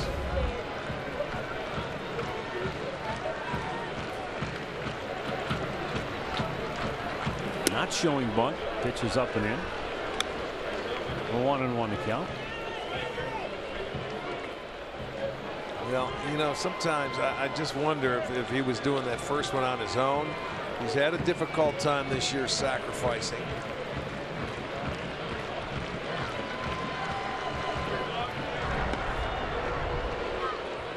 Gonzalez, not really a base stealer, although he does have 3 on the year. He's 3 and he hasn't been caught.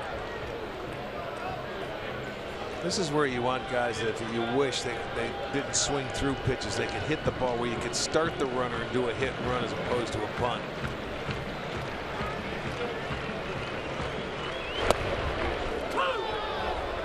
It's the second time he's called a pitch that looks like it's outside off the plate, but he's called them both strikes.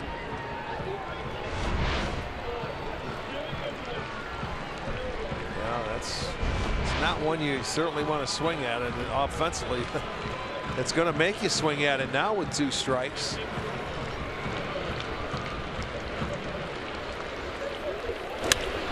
Greg shoots it to left. 1 down.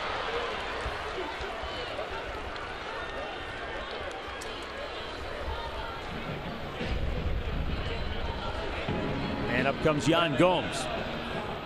Gomes with a 2-run homer back in the 4th inning. And earlier in the game, he hit a ball off the top of the wall and left.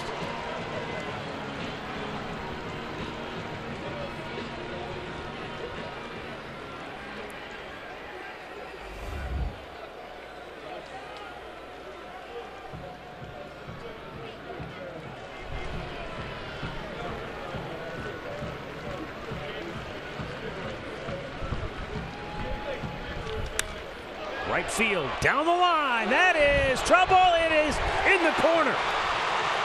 Coming into third, breaks are on for Eric Gonzalez. 2nd and 3rd with 1 out. Oh, Yan Gomes have a night. He is 3 for 4. A single, a double, and a 2-run homer, and now the Indians are set up. Boy, how about that approach? Going the other way. His first 2 he pulled tonight. This one he's going the other way.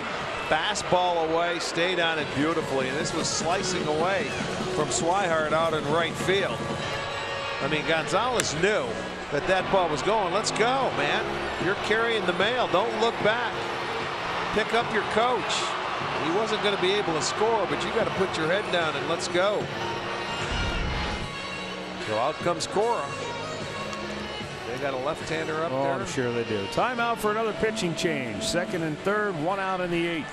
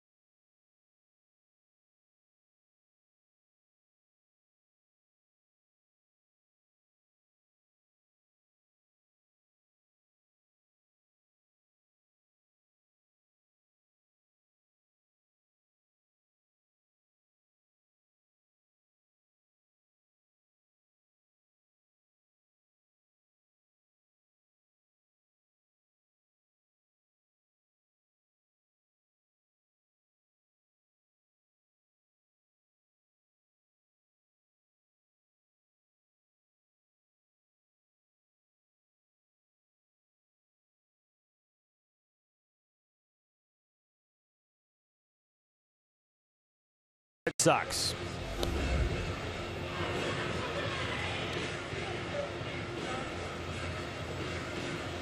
Making his 5th appearance of the year.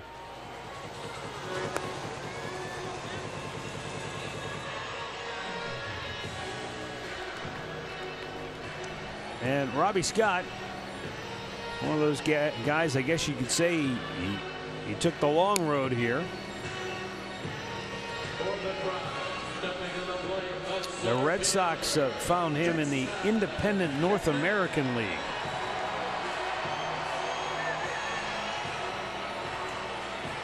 Says here he was pitching for Yuma.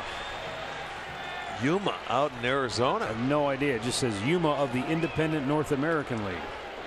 Boy, if that's out there, that's in the middle of the desert. It's awfully hot out in the summertime if you're pitching out there. Well, Kipnis an opportunity now. The infield's going to come in. He can tie it up and also give him a lead with a base hit.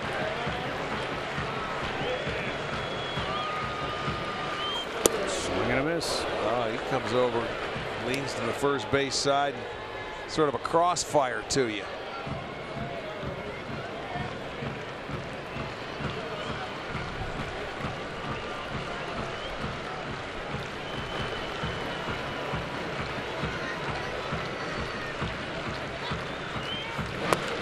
Outside.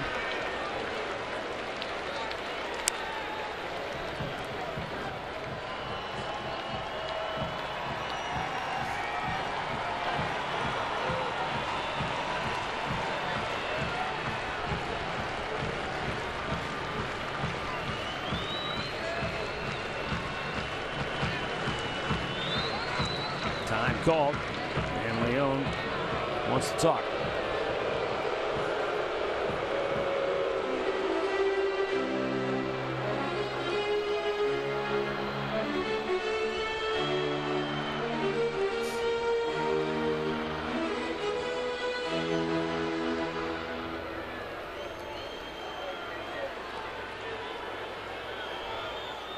Carl Willis, when he was in Boston as a pitching coach, he took a liking to Robbie Scott because he said, you know, when you're a guy who's traveled the road he's traveled to get here. In other words, he wasn't highly scouted or drafted. He came out of the independent league. He said he's had to work so hard on his pitching just to get here that he said that gives you a lot of confidence when you're out there.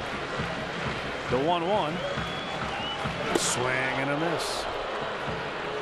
And when you don't have the blazer to just rear back and say, okay, I'm going to challenge you. Right. You've had to really refine, you know, what the pitchers call your craft. And so I think that's why he's getting the opportunity. And I think that's what Leon did. Just went out to slow him down and said, hey, don't overthrow it. Just relax a little bit. He's in a situation here where, you know, you come in and tying runs 90 feet away. Go ahead run is on second base.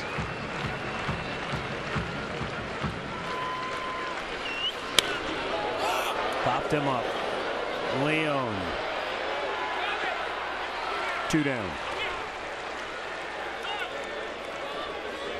So Robbie Scott comes in and gets the second out of the inning. And now he's got Francisco Lindor.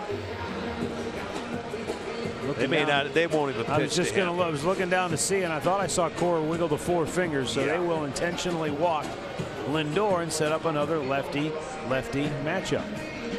Yeah. You know, Cora's not going to pitch to Lindor. He knows him too well. You got first base open. Now you have an out at any base with 2 outs, and you go lefty-lefty. So Dr. Smooth will bat with the bases loaded. And 2 down in the bottom of the 8th with the Indians down a run. And he's already 2 for 3 tonight with 2 singles and a run scored.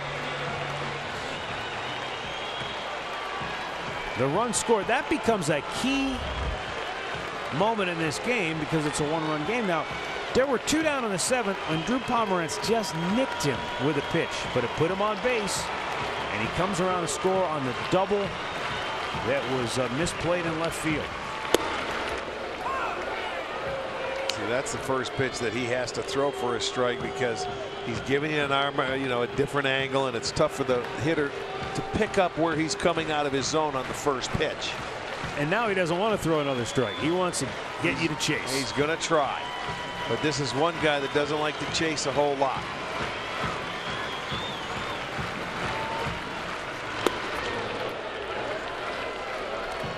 He's just telling himself to stay back. And as you said, though, when you haven't seen him, that lefty-lefty matchup, as good an eye as Brantley has, you haven't seen him. It's tough to pick it up. Where's he coming from? Yeah, that's why he was a little hesitant on that breaking ball, but he's zoning in. It takes a few pitches to really find out. Shoots it high in the air to left, over near the line. Travis makes the catch. And the Indians leave them loaded. The Red Sox get out of trouble. We go to the ninth, 6-5 Boston.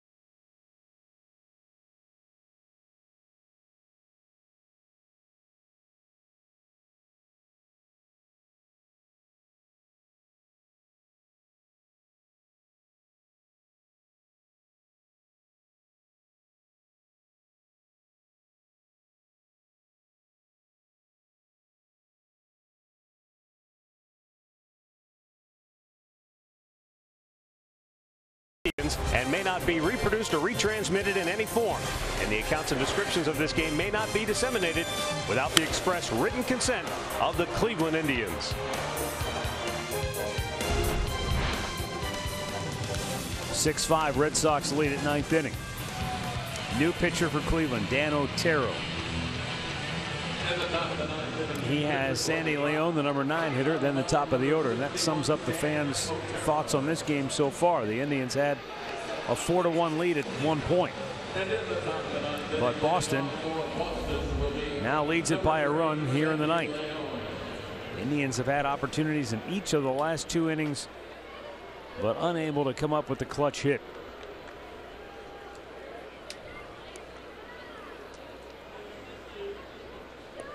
Dan Otero trying to keep it a 1-run game. He's got Sandy Leon, who is over 3. And a sinking fastball away for strike 1.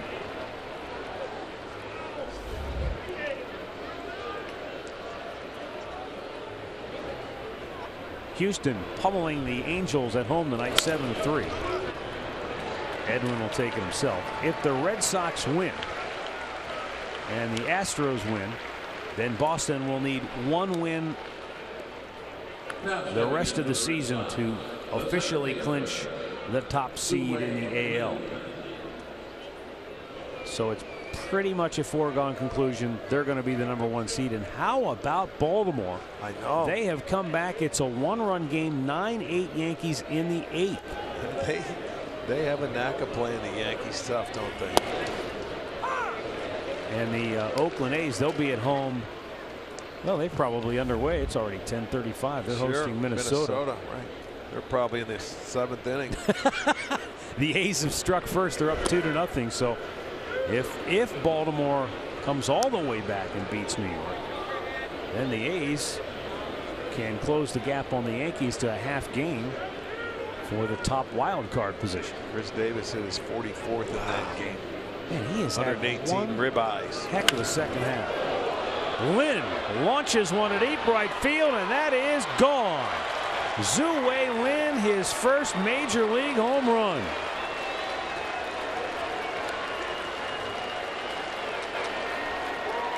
And the Red Sox lead is now 7-5. How about this young man, huh? Well, it was a line drive, and it looked like it just hit out on over that yellow line and ricocheted into the seats. And they are happy. There's the insurance run they were looking for. An exciting run around the bases for him. How about that? Two guys have hit their first major league home run in this game tonight for Boston. Sam Travis in the third, and now Zhu-Wei Lin here in the ninth.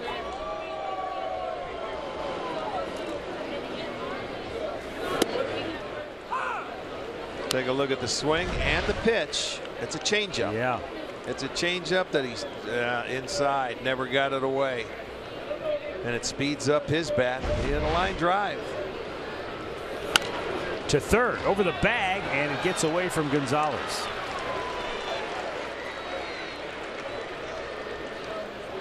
We'll see how they score that. It was a backhanded play.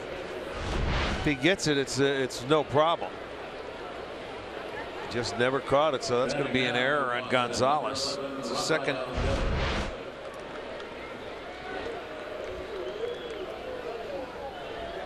So 1 on, 1 out. Rafael Devers to the plate. This guy's swung the bat well. A home run, an RBI single.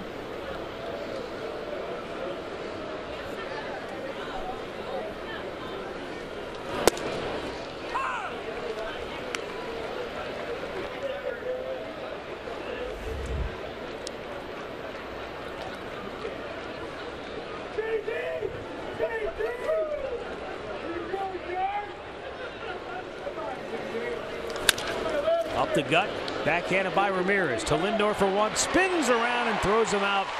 An inning-ending double play. We'll go to the bottom of the ninth. It's now Boston 7, Cleveland 5.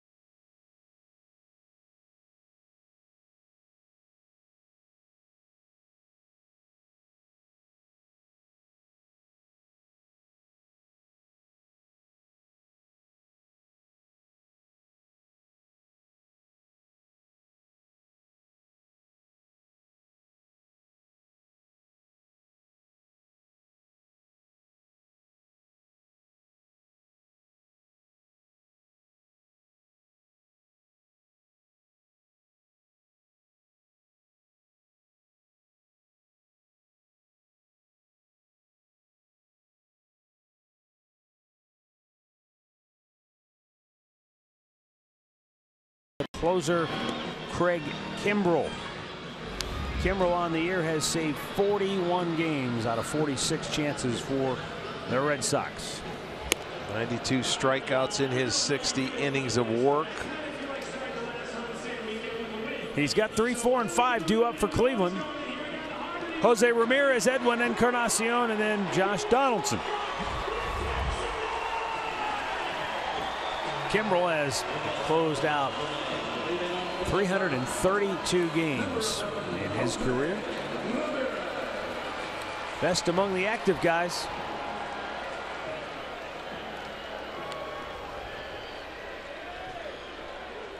And it's funny because so many times in baseball I suppose in all sports, you want to try and pigeonhole people. You look at him and I don't know, he's kind of not really that big, not that tall. He's barely 6 foot tall if he is. But he has always been able to throw it hard. 97 miles an hour. Ramirez grounds out.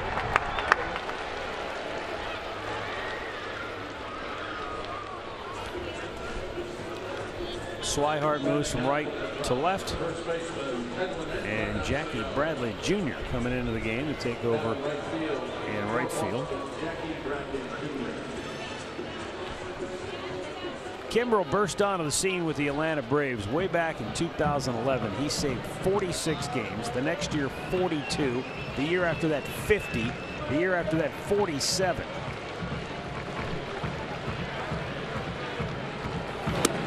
Up and in. Still gets it up there in the high 90s.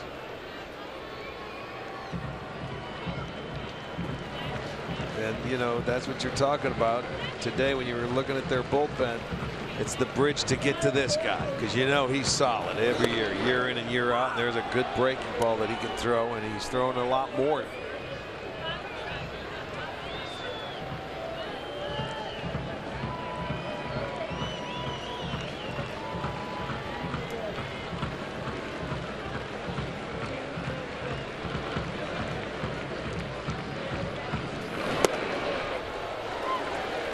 Craig Kimbrel, I mean, it was one of those deals where you were kind of shocked at the time. The Atlanta Braves signed him to a monster 4-year contract. And then the next year traded him to the Padres. And a year later, he was dealt to the Red Sox. He went. Edwin strikes out, 2 down. What a rough night for Encarnacion. 4 punch-outs. Pat O'Brien Chevrolet plays of the game for Boston. A couple of first-timers. Sam Travis, first major league home run. That started the scoring in the 3rd. And this is the last run of the game. Zhu Wei Lin, his first major league home run.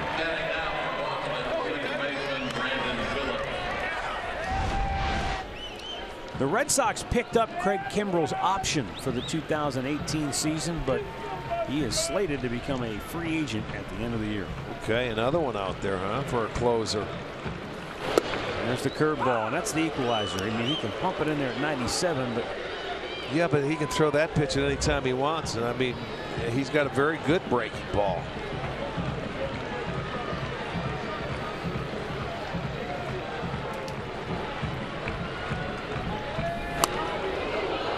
.98, that handcuffed Leone.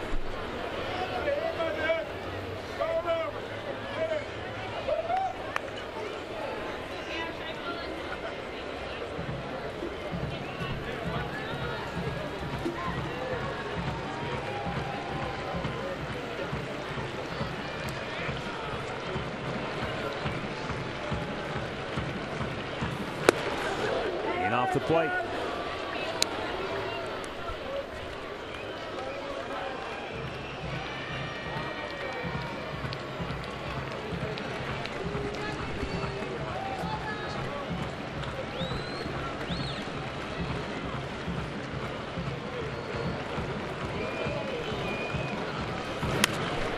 Donaldson pops one out of play.